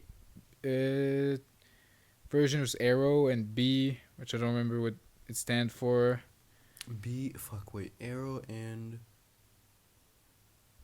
I don't fucking remember. yeah, I don't know. It's the one where you fucking run up to a person. Yeah, and he's able to combine both into an attack, and it's kind of cool. He uses he's just. I want to mention it here, but I kind of want to mention it when another thing happens right after, because it's kind of important with that. But I guess I'll mention that. It surpasses Avon. Yeah, he's a better version of his technique, and also defeating the man that killed Avon, the last Demon King. I mean, that's not how he beats him. He beats him later on with his own technique. Yeah. Which is also even actually better, but. The fact that Avon's stuff, like, a better version of Avon's move doesn't, like, it damages him but doesn't beat him, and then he has to use his own technique to actually defeat him. Or is it his dad's technique, his version of his dad's technique or something? No. Gigastrash is like a combination. Yeah, so that's right. It's Gigastrash. Cross and his dad's one, yeah. Yeah. So he gets to surpass all of these boys to defeat Adlar, and it's a fucking great fight, and just see Adlar just being more of just a good man, even though he's not a good man yet, but he just wants a good also fight. I like whenever like someone in a series, they're doing an attack, and either as they're charging it up or whatever, you see like behind them the people who inspired the attack or whatever, and here it's just fucking cool. We see Yvonne and we see Baron there. It's cool. I also like when the characters come up to the fight, it's like this aura around them of like, if you go in there, you're gonna fucking die because they're too strong. Yeah, it's kind of wild to see how far they've come. Yeah. It's good. And then Kilvern shows up and he traps Di and Pop and Hadlar. Well, Di and Hadlar, but then Pop goes in there in a fire trap, and there's like 4 fucking chapters of them like desperately trying to get out, and it's kind of unfortunate to read. And I kind of like they're about to abandon, and like Adler's like, Pop, you had to do this. The corpse is moving, so like, I'm basically fucking dead, and I'm doing something. So you better do something, bitch. Yeah. No. It's pretty great where, Hadlar doesn't want the people who fucking defeated him to give up so easily. And Hadlar himself fucking stands up and holds the trap while Pop fires off a spell and helps him escape.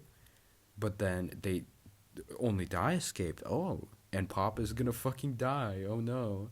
Yeah, because he couldn't let Adler behind, because he's too good of a man. And there's also just a fucking great scene of Hadlar crying and praying to the human god to save Pop, and then the human god answers his prayer, and then fucking Avon comes back from the dead. Avon comes back to the dead, baby.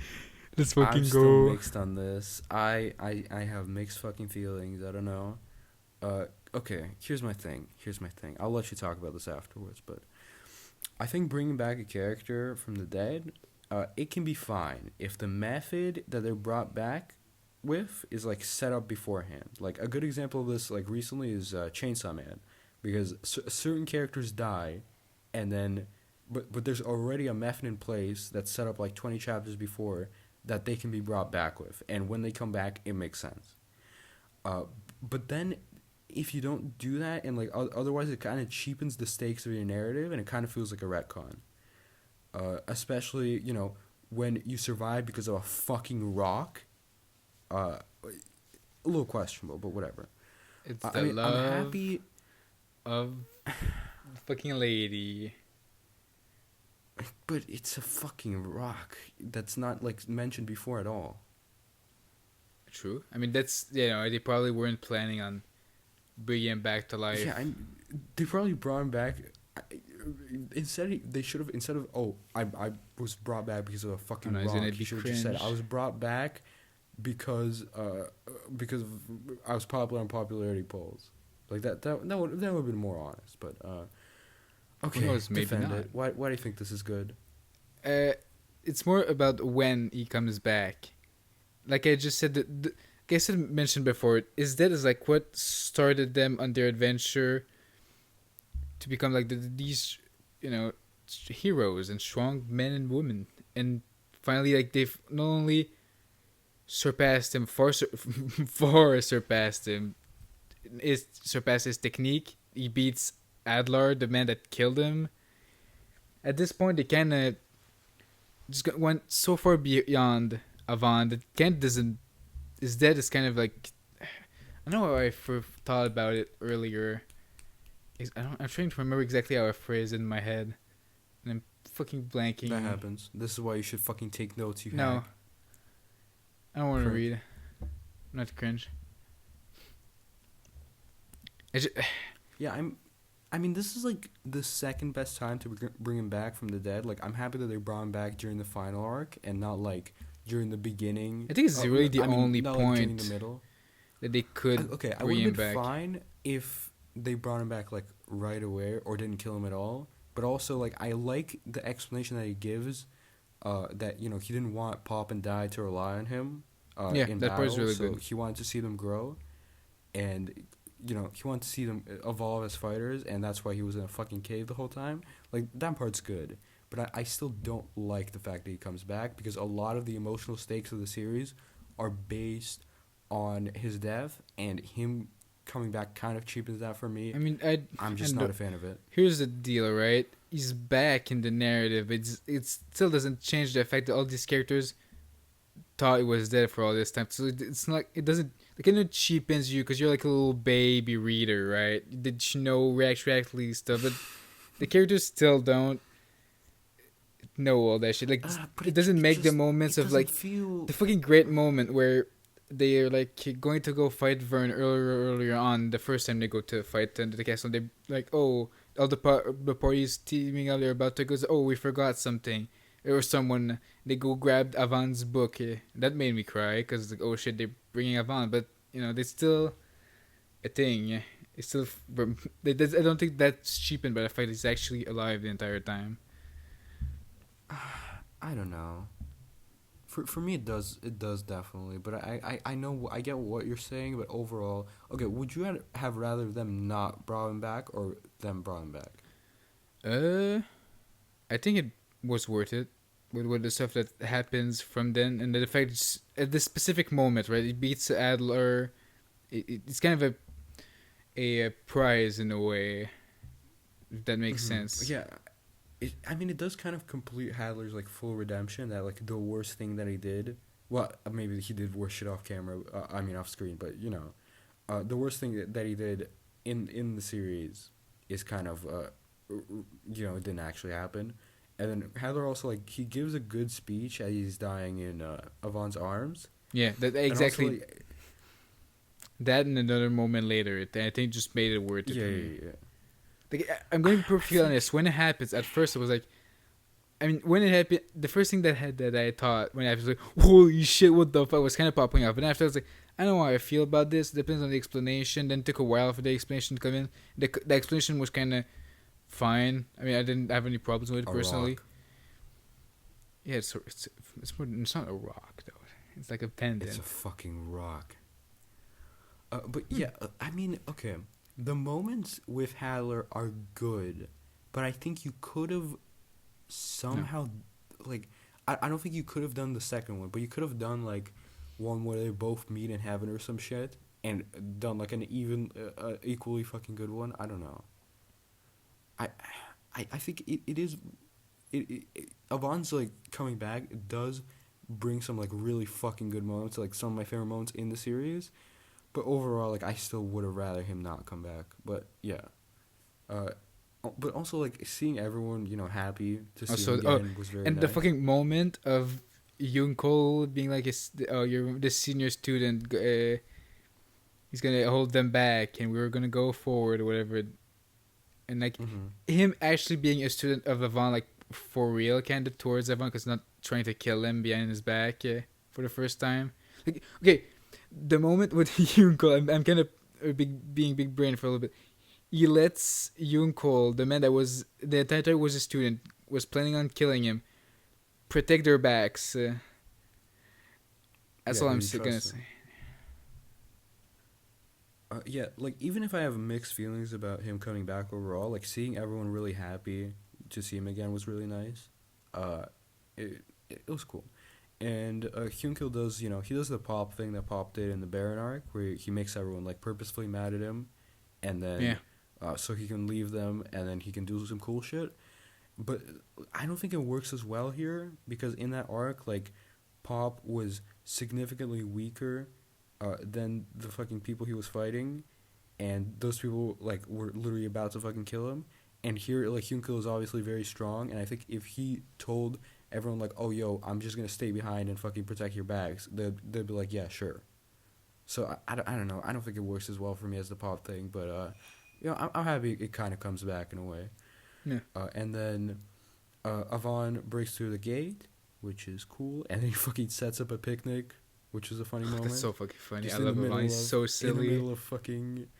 In the middle of the enemy territory, just sets up a picnic for his students. I mean, it's a nice castle, you know. It has pretty good furniture and of course decor. Yeah, I mean, Vern has style. The man shops at fucking IKEA. Oh, he definitely does. He definitely shops at IKEA. And then we cut back for 5 chapters. I'm sure we cut back to the ground people, and Zabrera, he tries to fucking weasel his way out of fighting, but then Mr. Vern just tells him to fuck off. And Zabrera, he uses all the corpses to create a hyper demon zombie, and he sits inside of it, kind of like Gecko Moria in Ors. Kind of remind me of that. True. And then Nova has some like cool moments where, you know, he's about to sacrifice himself, but then Lomberg stops him and defeats the hyper demon with like a 2-sword attack, which is really cool. Yeah, it destroys his hands. Yeah, because it's so fucking powerful. I like this fight. It was neat. And then Crocodine, the man does the only thing he does basically in this arc, and he fucking kills Zabuera. Which, you know, if that's the only thing you do, that's a good one thing to do. I agree. So, yeah. And then I really like that Zabuera's like, you know, we see the 6 commanders. They all have like a pretty big fight against Dai and stuff, and we just have Zabuera, who just gets crushed by the first commander they defeat. Yeah, that's true. Because that's what he should be just. He deserves less, to be honest. Someone. Yeah. Who's the lowest person we can? How low can we go? Himself. Yeah, he should just fucking kill himself. That's what we're trying to say. And you know, yep, Is that the KFC? yeah. Uh, and then him comes back, and there's some like fun stuff with him and Hyunkel. They have a rematch, and him now has Hadlar hair, which is something. Yeah, he becomes a little more like Hadlar, and it's good. Mm-hmm. It's nice.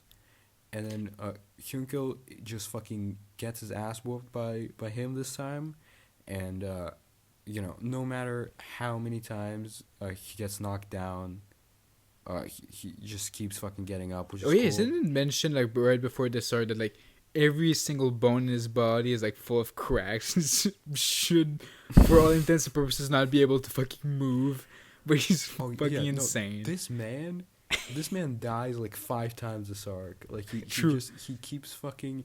He's on 1 HP the entire arc, fighting the fucking strongest people he's ever met in his life. It's epic. But like overall, I don't really care that much about Hyunkel. Like he's probably the least interesting on the main party for me. I don't know. I don't really like some of his. I think overall it's kind of boring, but when he again has like cool moments, those are some very good moments. Like one is gonna come soon. He has some really great moments, but like overall, I think it's just the character archetype of like, oh, the cool silent badass. It doesn't really appeal to me as much as like Pop's character archetype or even Mom's, for example. Oh yeah, also I like in him's fight with Hyunkel. Hyunkel, like, he's almost fucking dead, and he takes off his armor, and it's like, okay, I'm gonna beat you with just my bare fists, and he fucking does that, and it's really great. And then him and Hyunkel, they quickly become bros. They become buddies. They kind of have a similar relationship as Adler and Dai. Like rivalry, yeah, a little but bit. like I'll beat the shit out of you, but I also kind of want to have. Well, not that. It's a little more. I think of a friendly relationship. It's more like him being a little bit of a tsundere bitch. Like, I know I want to defeat you, but I kind of actually want to, have butt sex with him. Yeah, low key, a little bit. Does he have a dick? Him? I mean, I'm sure he can do. I'm sure he can do something. What if it's under the? Cause it's like just a curved piece. But what if it's like opens up and it's like a Frankie fucking bang? It pops out. Well, maybe it's gonna happen the same thing that with the hair. Like you got Adler's hair, so maybe get Adler's cock. True, his cock just pops out, dude. That's epic. Yeah, like when the time comes. Hyunkel clearly, of course. Hyunkel, like, he clearly sees that him's not like a bad person. He has like honorable. He's an honorable man. He has good intentions. So they become buddies, and then King Maxim shows up. Do you want to talk about King Maxim? He's a king. He's a big man that's actually weak as fuck. But like, yeah, I just love how I was like, I'm the strongest man in the fucking Burns cast, so I'm underappreciated. I'll go army of like little imps that are, who cares? Yeah. Little pawn bitches. I mean, when a bunch of fucking chess guys show up and everyone's like him and fucking Hyunkel are already that weak, I was like, oh shit. But then very quickly it's like, oh, these chess guys are just fucking nothing. Like they're completely, they're not like the Shinsei Kidan because they don't have a will of their own, so they're not as strong. Yeah. And then but because fucking Hyunkel wants to save him, he almost gets defeated, and then Larhalt comes back from the dead. Land fighter I really like this spread. I know there's something about land fighter Larhalt just coming in, being kind of cool. He is kind of cool. I mean, I don't know, like, I don't really mind him coming back as much as, like, Yvonne for whatever reason. The public was not as big of a deal as that wasn't as big of a... Well, yeah, that's it's true. Not like the most important thing in the series. Yeah, a little bit. Yeah, he comes back and he fucking yoinks Hyunkel's armor back, and he kills the king. He does the classic anime swordsman thing where he's like, oh yeah, take one more step and you're fucking dead. He's like, I'm not gonna fucking die. Come on, you're fucking with me. And then he takes one step and he explodes in a pool of blood. Dies.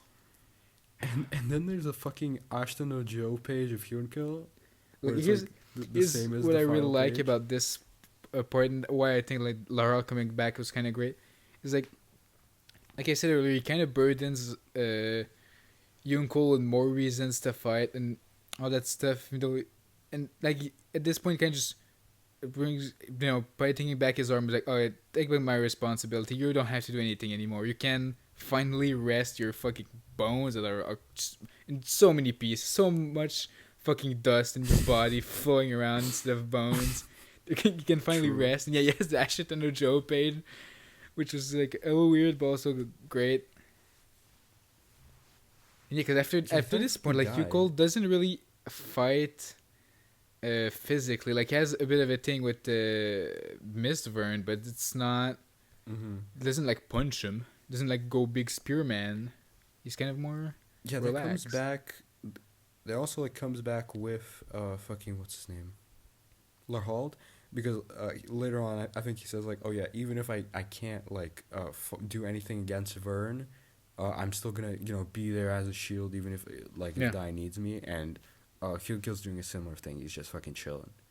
It's kind of weird for And then Laurel from any characters in the series. Just him come back, but it makes sense for like the stuff that happened with him and Yunko.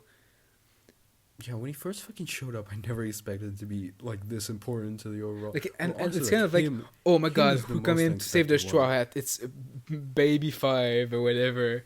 It's fucking just a random character from one of the oh, it's fucking Mrs. Christmas or that's the Let's kind go. of move. That'd be I hype mean, as the fuck. Fairy Tale does a similar thing at some point where like a character from a past arc kind of comes back to and there's like the big reveal, but it's like not that big of a character, so it's a little weird, but it's still good and cool.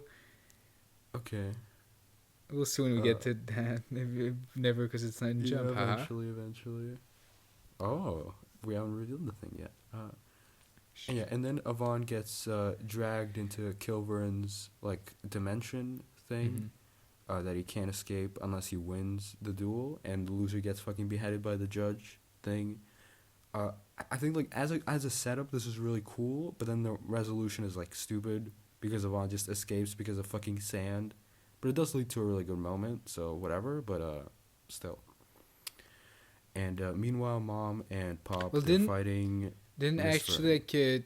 it was supposed to be like an honorable fight, but Kilburn still had the control of the judge, so it wasn't honorable actually, or Did something. he? I'm trying to. I feel No, like he set up like invisible blades everywhere. There was that. oh yeah, right. And then later on, that comes back and he gets fucking beheaded. Oh, it was fucking great. But yeah, like I think I would have rather it just been, a duel that settled there, and then he's fucking left there in that dimension and killed in that dimension. Not Avon. I think you fucking can Kilburn. make works better. Well, obviously there's some stuff later with Kilburn, so he wouldn't be dead. But like I think it works better that he's out of the dimension because like he's more of like a sneaky little bitch. So it being like the honorable duel, Ken doesn't like work with Kilburn's character.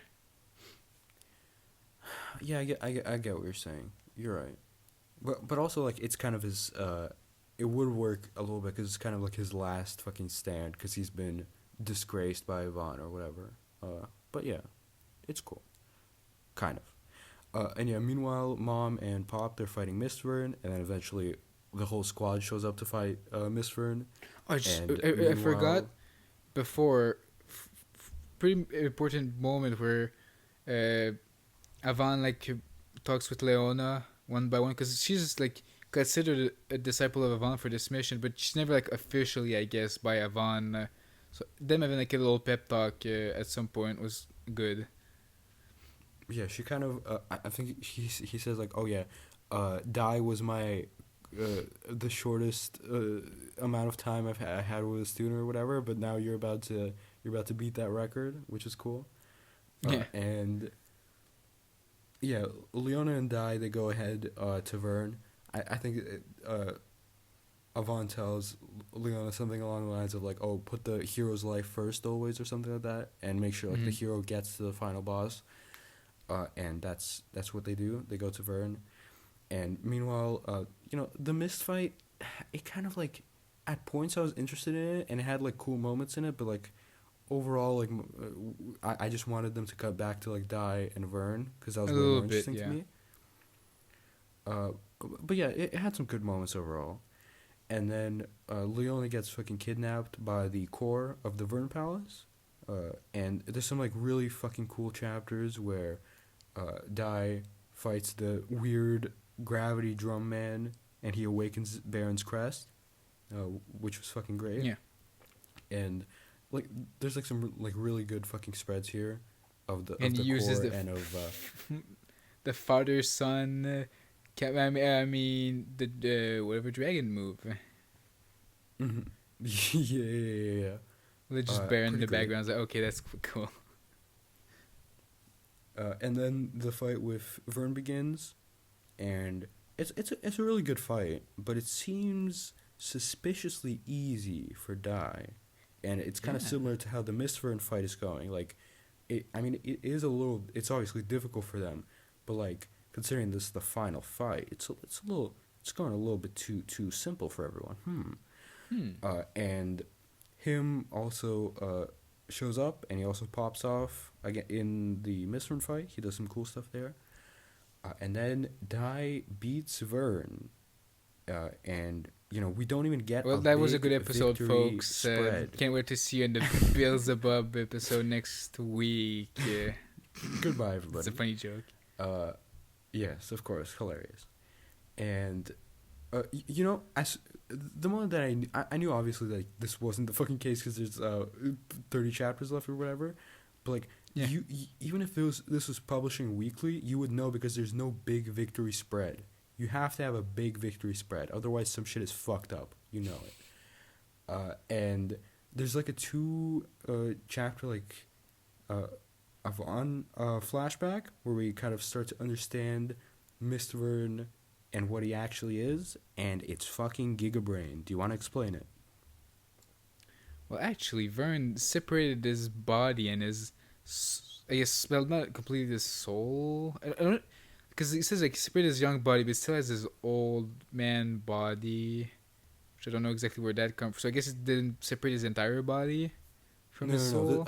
Okay, this is how I understand it. He separated at one point. So one of them, he cast the freezing spell on. Yes. It. So it's frozen. It's like saved. And the other one, he just aged normally in that body. Yeah, but that's what I'm asking. What the fuck is the other one? Yeah. Because He have just two fucking bodies? aged in it, I guess. I guess he used some sort of fucking spell for it. I don't really know how he initially achieved that, but yeah. Yeah, I mean, yeah, the other part is, he froze his other body and let a fucking parasite control it, which is what Mist Vern is. Mist Or Vern? just Mist. Yeah. I like how What? their names are like, oh, this one is Mist, like Mystery Vern, and it's actually just fucking Vern with a fucking weird man inside of him. And the other one is Kill Vern, the man whose mission is to kill Vern. It's fucking funny. Yeah. Dude, imagine if like some guy shows up to your house and his name is like Kill Dot or Kill MegaRaphix. Like, Just a little bit. Yeah, I'll Seems let like a him join in normal my guy. boys. Of course.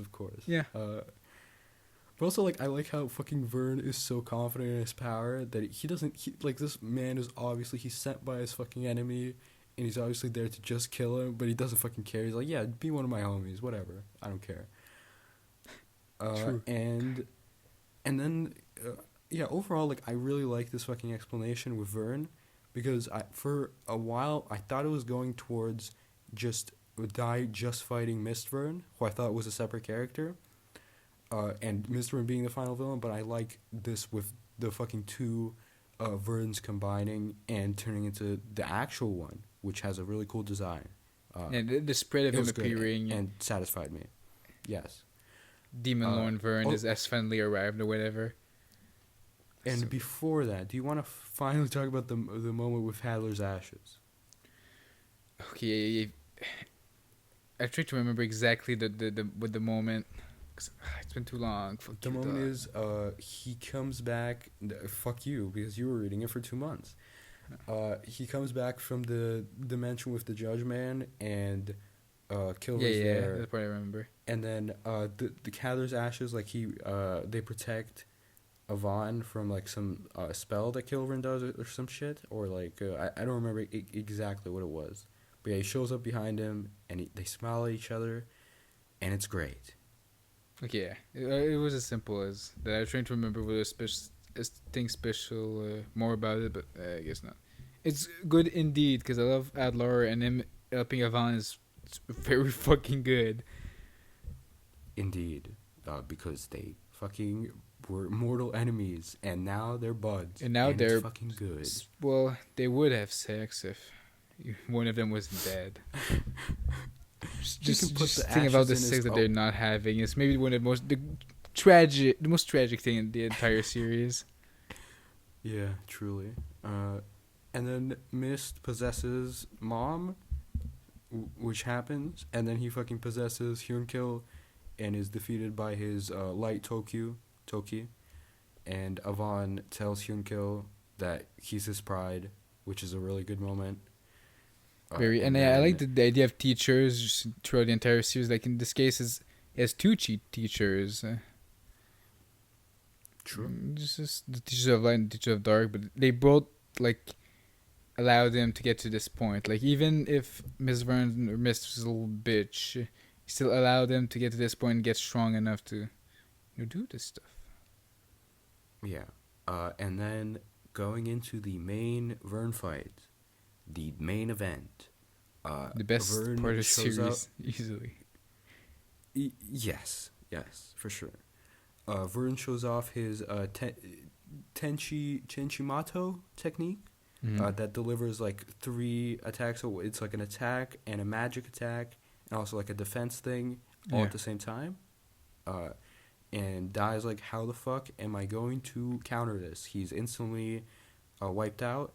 And then Leona gets a really good moment. She kind of pops off here, and she's the first person to damage Vern. She like slices him with a knife when he's telling her, like, oh yeah, I'm gonna fucking you're gonna be my queen, whatever the fuck. And then there's a great spread of like Vern fires off some sort of attack, and then all of Dai's friends show up and they save him. Oh yes. It's really fucking good. And then, but like most of them get trapped in Vern's weird balls because they're not able to fight Vern. And I think like everything from this point is like almost perfect. Like everything. Yeah. After this is like fucking 10 out of 10. Like actually just fucking incredible stuff. And Vern, he defeats Avon and him and Larhald in like there's like 2 really cool spreads where he does this. Yeah. And then Pop really gets some really good time to shine, and there's a great moment where he asks him and Larhald to entrust their lives and put them in Pop's hands, and they do that. Yeah, specifically good with those 2 characters who were like bad guys from. True. They create an opening for Pop, and then with that, Pop is able to create an opening for Dai, and he uses fucking Sigma's shield and fires back Vern's attack at him, which is really fucking good. And then Dai uses Strash Cross, and cuts off Vern's arm, which makes him unable to use his main technique, which I'm sure is a bummer for Vern. Very. And then he uses fucking continuous Raidens while he's like inside of Vern with a sword, and he's willing to take damage himself just to hopefully kill Vern. But then that does not happen because Vern reveals his ultimate big plan, where regardless of him being alive or not, he will destroy the world because the fucking big pillars that he implanted, they all have black cores inside of them in every single country, and they create like a star thing. So fucking it will just destroy the surface and bring the sun to Makai. Yeah, and Pop and Dai finally fucking give up, and they're like, shit, what are we fucking gonna do? And it's like a really desperate Like moment. he's the man that and is the then- man that probably surpasses the god. He kind of wants to go to Tenkai and beat the shit out of them. It's like so fucking powerful. Now he's gonna I just do destroy the human wonder, world like, and I wish it was like a one shot or maybe like a fan one or whatever. What would happen if he did fucking win? Like how he will? I want to see him go to the fucking God world and beat the shit out of all. but I the kind of gods. want. That'd Yeah, be I do interesting. want to see Makai and Tenkai. What the fuck is the deal with those? Don't really see any. That would It be could've been maybe cool. a cool direction for the Avon spinoff. Yeah. You know, if they somehow tie that in, I mean, because that's I, like the only. I think they interesting could, thing I right? think of. Because around the same time that Avan was fighting Hadlar, Baron was fighting the Dark Dragon, whatever his name is. I don't remember. Velfer. Velfer yet, and it is mentioned that Velfer was like one of the two leaders of Makai, so he might have fought in there, but I'm not sure exactly. Yeah, and speaking of Velfer, he shows up and he congratulates Vern on his victory, which this kind of like the fucking biggest moment of desperation. I was like, okay, we're all fucked.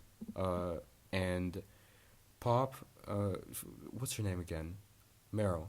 Meryl is like, okay, no, Merle? Pop, we're actually fucking fine. And then Pop, God, this moment is so fucking good. Pop gives like a great speech about human perseverance, and then Dai finally gets up, and he says that he's happy that Pop's always winning, that he's his best friend, and I'm fucking bawling like a baby, and then he says like, oh, I'm really glad that I met you. I'm like, fuck. God, it's so good. It's so fucking insanely good. And then the balls that everyone is trapped in, they start attacking Vern. And on a separate note, Vern rips Leona's tit out, so that happens. Yo. And then, do you want to talk about the Gomez shit? Talk about the Gomez shit. Wait, but does the pop speech you mentioned, was that the flash of light or? I think that's later on. No, this is where they're like both fucking laying down, and they Pop gets up. Okay, because I'm pretty sure flash of light speech is before the end of Gomez stuff. So I'm trying Is to. it? I'm pretty. I think the flash of light is literally in the final fight, like the final in the space fight. No, because the flash of light is before, because that's Pop that says that to Vern. Huh. Fuck, wait. Because like the flash of What? light stuff is, I'm pretty sure flash of light is before. I'm pretty sure that's where would be at. He talks about how he was, when he was a child, was scared of death, and comparing like us human lives compared to like you demons who've lived for like thousands of years, we see like a firework, like just a flash of light, but that light would shine as brighter than any other life. It's just there's speech about when a kid was scared. I should remember the exact fucking speech. I'm sure I have the fucking pages, right? I know I have the pages. They're right. They're fucking right there. Is that it? Is it? You tell me. That sure seems like it. Is it though? And those nights I would sit there and wonder about that. What happens when you die? Where do you go? The more I thought, the more I was scared I became. I would burst into tears in the middle of the night from it. Of course, my parent would be startled, and awake by the noise. Why do people have to die? Why can't they live forever? For whatever reason, nothing my dad tried to say could make me stop. And I just kept crying. And then my mother, she gave me a hug and she said, "You're not alone in being afraid of death. Everyone has to face this because every human will die someday. That's why we have to give it everything we have while we're alive." That's what she said. There's like this fucking page. There's this page of everyone reacting to it and be like, "Oh fuck, Pog." Compared to guys, look, I have literally every page just from that moment here, like without fucking the words. Compared to guys really like you and the gods who live above the clouds, our life pass in an instant, don't they? Knowing my life will end is what drives me to fight, and that's why I'll do my best to survive. Whether humanity survives for 50 more years or just a few more minutes, it's all the same. It may just be an instant, a sudden flash of light, but it will burn so bright, it's so spectacular, and it will persevere so that it can shine for even 1 second longer. That is how we human live. Engrave that onto your eyes, you stupid piece of shit. Let's go. God, so fucking good, dude. This shit is so good. Oh, do you have Dai's speech after that also saved? Oh, you cut out. I might have what you're saying if you finished that sentence of yours, but you died. So unfortunately. Hello? Oh, you're back. Is it? Do you have Dai's speech after that also saved? When my spirits way truly broken, when I had hopelessly given up, you were the one who always gave me the push I needed. You were the one who made me stand back up. You're my best friend, Pop. God. I'm really glad that I met you and the spread of dice standing up. Dude, this shit is so fucking good that I cried while reading it, and then I cried while taking notes. Like, I cried at this shit twice, and when the anime gets to this, I'm gonna fucking cry again, like a little baby. I can't fucking wait. Need the anime to stop being mid-arcs like Baron. Need it be the final arc. True. No, fucking Baron's good. When they get to the Holy Sword, that's when they fucking skip. They do just that time skip and then get to this final arc. Okay, well, there's that moment. And then fucking Gome is revealed to be the Tear of God. And in one of my favorite chapters in the series, Gome has, like pauses time or some shit and has, like, a talk with Dai where Gome explains that he's always been Dai's friend because when he first met Dai asked him, like, oh, will you be my friend? And that was his first wish. And fuck. And then the moment Dai tells Gome that, you know, they'll still be friends despite, you know, him being a Tear of God, it kind of mirrors the moment of it being an Pop item, but Dai, doesn't matter. Yeah. It kind of mirrors the moment of Pop telling Dai that they'll still be friends, even if he's a Dragon Knight in the Baron arc. Yeah. And then, fuck, Gome says goodbye, and he grants Dai's final wish, and lets everyone around the world know that, you know, what's fucking going on, and everyone around the world pops off, and they team up to destroy and disable the Vern Pillars, and specifically the first people that talk to Dai. I just have the page right now, so I'm just gonna say, stand up, Dai. We heard your thoughts. You can relax it because even at the northernmost end of the world, the hero is here. Even if I'm just a fake. Just fucking go. The fake heroes. And then the next chapter is just called Our Hearts as One. Oh, God, it's just so fucking good. Anytime in any series where like characters just connect to each other. Like I know at the end of Dragon Ball that happens. And I'm sure there's plenty more series that will happen in. It's good every single time. If one series makes it bad, how? Literally impossible. Yeah, you'd have to be an actual hack, like a fucking dot level writer or some shit, I don't know. Yeah, just all the pages of everyone in the world. Like the little, just any character that was named or was shown, like the little boy from Terran. Like who gives a shit, but he's there. He has a panel. Actually, he's 2 panels. Don't talk shit about my main man. The world is now one. Yeah, the moment of like the wizard from the fake hero party like manning up himself, and like after he told Pop in the Crocodine arc that, you know, it's too late for him to do anything and to help anyone out. Yeah, him and Matariv being too late together. Like yeah, why the fuck was Matariv there? Well, because they're I know Matariv is the Chadley man as well, so he did the thing. But them being whatever. Actually like they were students together with the same guy was good. Mm-hmm. Also, like. Going back to the Gome thing real quick. Well, I mean, we're still kind of on it. Yeah, we're in it. I think I would have liked it more if Avon coming back and everyone else coming back would have been because of Gome. How would you have felt about that? That could have been good, yeah. I think that would have been better than just coming back because of fucking a rock or some shit.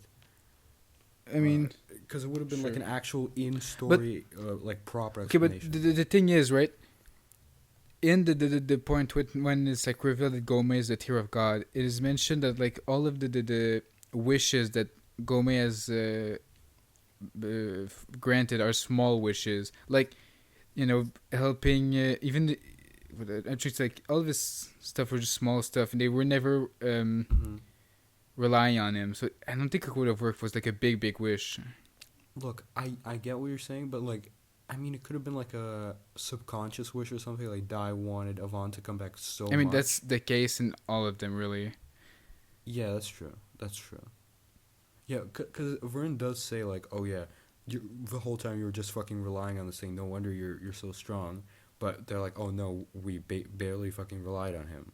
So, yeah. I mean, I still would have probably preferred that, even still, to like just Avant coming back for like a stupid reason, or like other characters coming back for dumb reasons. But whatever. And yeah, Dai fucking says to Gome, instead of saying goodbye, I'll see you later, as he's departing, and I'm fucking bawling at this point. Gome-chan, I'm not saying goodbye. Then when the time comes for you to fall back to Earth as the tear of God, I'll definitely find you, no matter what, no matter how long I have to search. And when I do, even though I, okay, it says even twice. That's why I'm confused. Even though I probably won't be a kid anymore, I'll still make the same wish. Then we'll play together again.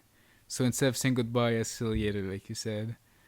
And even just a little before, I really like the moment where like, when the explosion is supposed to happen, like just everyone reach out, and then in that instant, the world shined brightly. And yeah, that's a and then fucking spread. The little bitch Vern mauled in, and the explosion didn't happen. Pretty good. It is pretty good, yeah. And then Dai uses his Ryumajin. And a little before this, one page. The human bonds that you ridiculed were what caused this miracle, and they're what allowed us to win. Fuck you, Vern. Fucking good, yes. And then Dai uses his Ryumajin, and he's left alone just to fight Vern as they float up into space. And then meanwhile, like, him has a good moment where he sacrifices both his arms to give everyone an opening to escape the palace. That was neat. And also, like, there's a really fucking cool spread of like the palace falling, like burning in the woods. You know the one I'm talking about. That's fucking good. And then Vern activates the power of the Kigan and transforms into like a fucking big, cool looking mech. That's like this is what originally Kiganjo was based on. So it was like modeled after this. It's this a cool form design. Of Vern. It's cool indeed. And as Dai is like losing, because he kind of starts Loki getting his ass beat, the Demon Dragon Blade teleports there, and Baron shows up, as kind of like a ghost thing or whatever.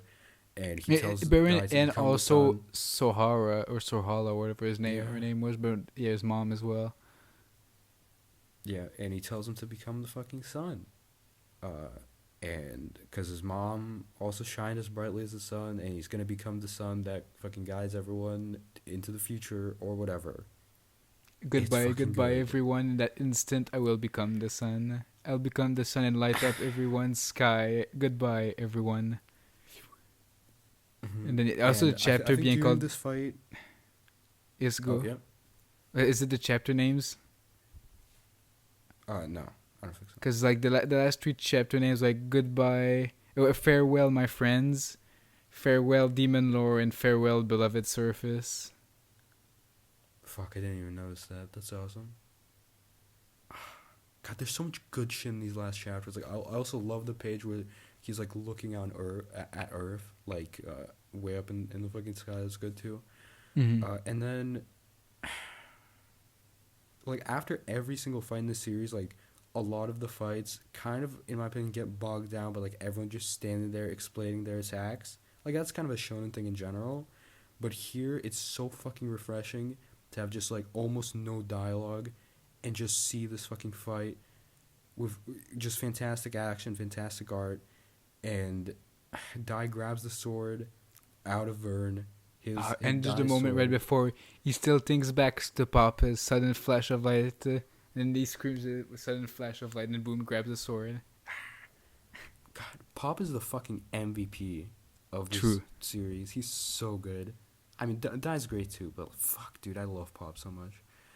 And then yeah, it's such a good spread of him like slicing the big thing in half, and like floating in space. It's so good. And then Vern floats off into the sun, and he joins Cars from JoJo Part 2, and they're both floating True. around in space. And everyone celebrates, but then Kilvern shows up, and it turns out that Kilvern was actually a robot, which is why he was fucking covering his face. The little man. And the little man was the real Kilburn. Fuck, the little imp man. And the robot is gonna explode. Does it have a black core inside of it? Was that what it was? Yes. Or was it just like a bomb? Okay. And it's gonna No, it was a explode black and core.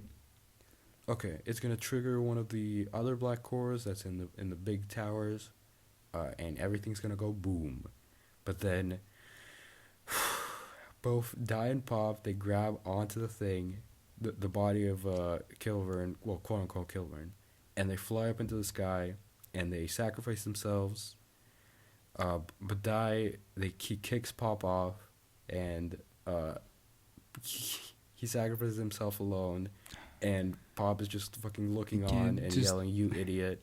Just the text, like, please forgive me, Pop. From the beginning, this was the only choice I had. It's the destiny of my family to sacrifice ourselves for those that we love.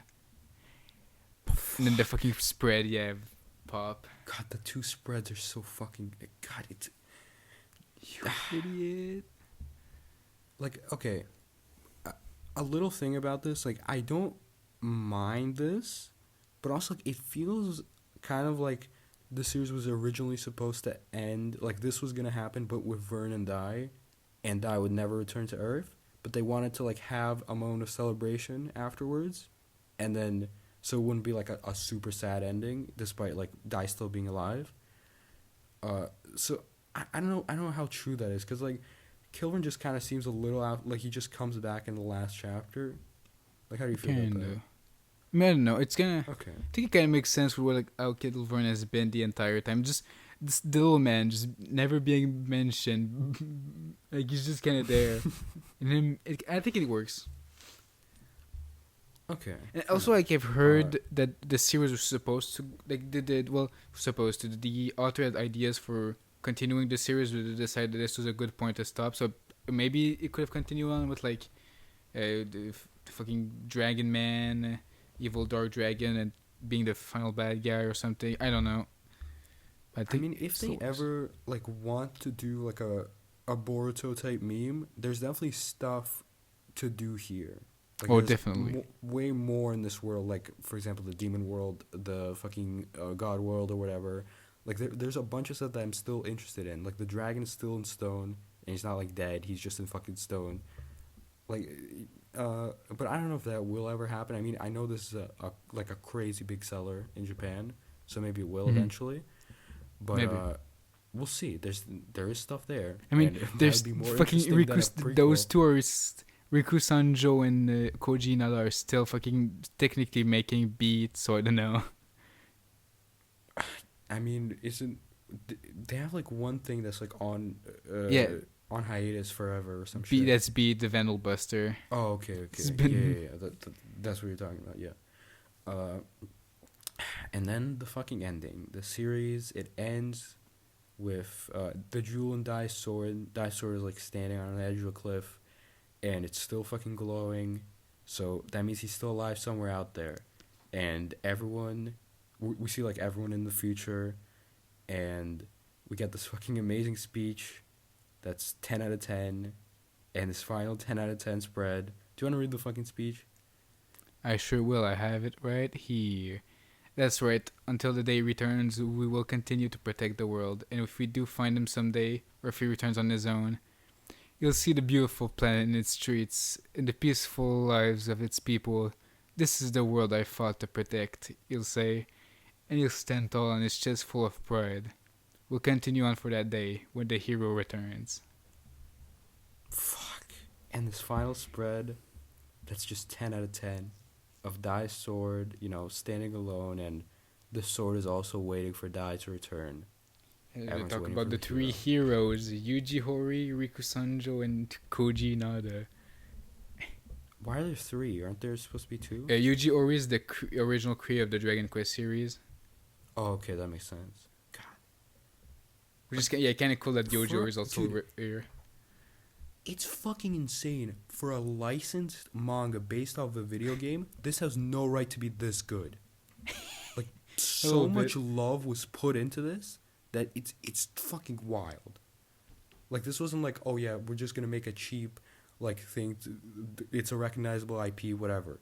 Like fucking people really cared about this manga. They wrote a really good manga, and yeah. Also, like it's wild that this final spread was shown in the PV for the anime. Yeah. Like that's also that kind of shows how recognizable this is, that they don't give a fuck about like spoiling any like the final fucking spread, because like everyone's read this manga already, and also we never like see who Pop ended up with here. Did he go? So no shippers are gonna be mad. Did he go with Mom? True. Did he go with Merle? Did he go with both? What are your theories, MegaRaphix? Mom. Both. Actually, both. They couldn't resist. My man. Like, he wanted Of to stay course, with of course. Mom, but like sometimes Merle does stuff you kind of. Merle's a sweet lady. I also like the page of like Laurent and Hyunkel, and then just the page, or under it's Amy following them, but being too shy to just go at. It's funny. True. Yeah. And Avon's like a fucking king with a funny mustache or whatever. With I love Avant. I'm sure that's not his real mustache too, cause he's too much of a silly man. Yeah, it's probably attached to fucking glasses. It's probably like one of those. Yep. It's a fake glasses mustache. He would it's definitely just wear a nice fake to see glasses everyone mustache. Fucking, Lon Burke is training with Nova, which is Yeah, I mean, I don't know what Matter's doing. Is I don't know, being a silly man, Collecting the employing- taxes. Yeah, from the fucking fakers, these little bitches. I mean, it makes it kind of cool. He's part of the real hero party of Avons, and they're the fake one. It's cool and good. I like, yeah. And then we have Crocodine and the Beast Boys, And including yeah, him, it's which is just great. Standing there, waiting for a man's. The thing about teachers in this series also, like, I really like pretty much, well, not every character, but a lot of characters have like their a bit of a mentor figure. Like even like Nova as Lon Burke and Chiu as Crocodine. Mm-hmm. Fucking, obviously like there's Habon and Baron. Yeah, It's of course. good. I like this manga a lot. Final Indeed. thoughts, I guess. No, let's do character ranking and arc ranking. if you have those. Yes. I don't know if I have Okay. a ranking except for like top 2 characters. Okay, well, I mean, I have my top 5 written down because I'm smart. You can improvise, it's fine. Number 5, Crocodine, unfortunately, is only on number 5 because of, like, later stuff. But if we were just going off of, like, the first 100 chapters, he'd be, like, 1 or 2. And then number 4, the fucking man, the boy.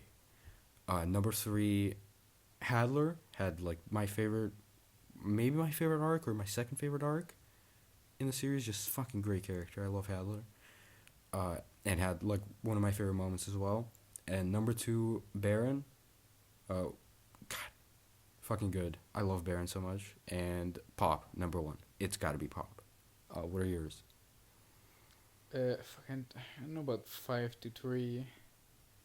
Actually, 3 might be. Yeah, I guess it could be him. And then, so I guess 5. Crocodine, mostly early on. It honestly might be 6, but I don't know. I'd still want to mention him because he's Crocodine. 4 would probably be Mom. I would like her stuff about love in the end. I don't know. She's a hot lady.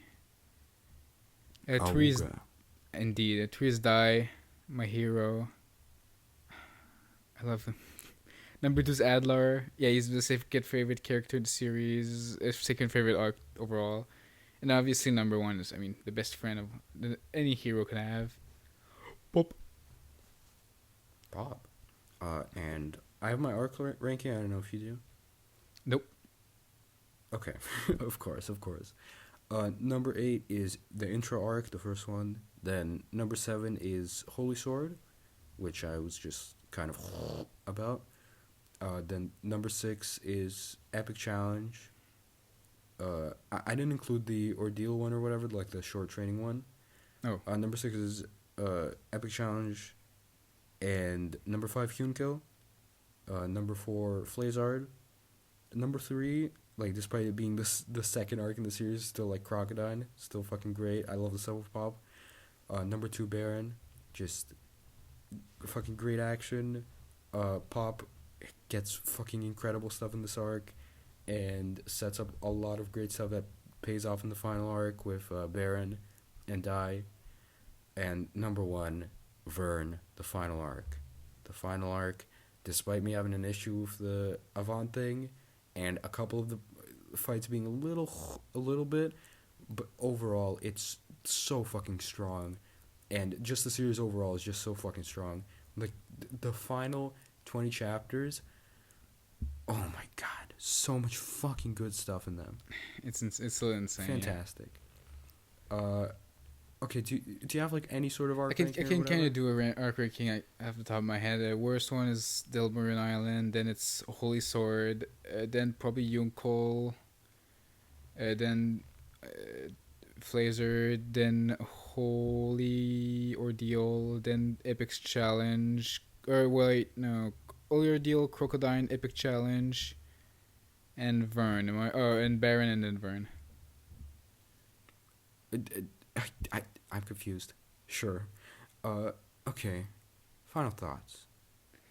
Just super enjoyable throughout. Great action. Compelling fucking characters. Pop. Do I need to say anything else? Just, yeah, so much fucking love was put into this. It's so good. Like, the middle's a little mid, but it's just... The parts that are strong are so strong that any issues that I have with it are evaporated. So it's a fucking 9 out of 10. It's like a 9.5. Final thoughts. Okay, Anilus user. 10. Shut the fuck up. Biggest number. It's one of my favorites. I don't know what to say at this point. It's just too good. The final Vern fight just so fucking good. Actually, maybe I don't know what the other ones would be. But maybe top 3 fights of all anything. Maybe top 1. I don't fucking know. It's just I want to make it a fight 3x3 or 4x4, and it's definitely up there. That's true.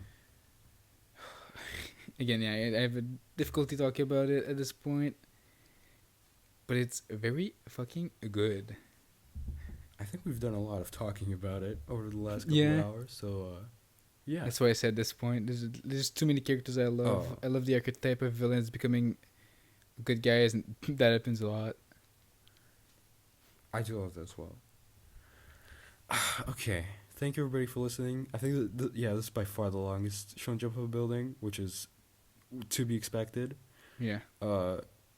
Join us next time for Beelzebub, if you want to join us for that. And, yo. Anything else? No? See ya. As they say, bye-bye. I'm going to go fucking forever sleep. die, forever it's Dragon Quest. Sure. Bye.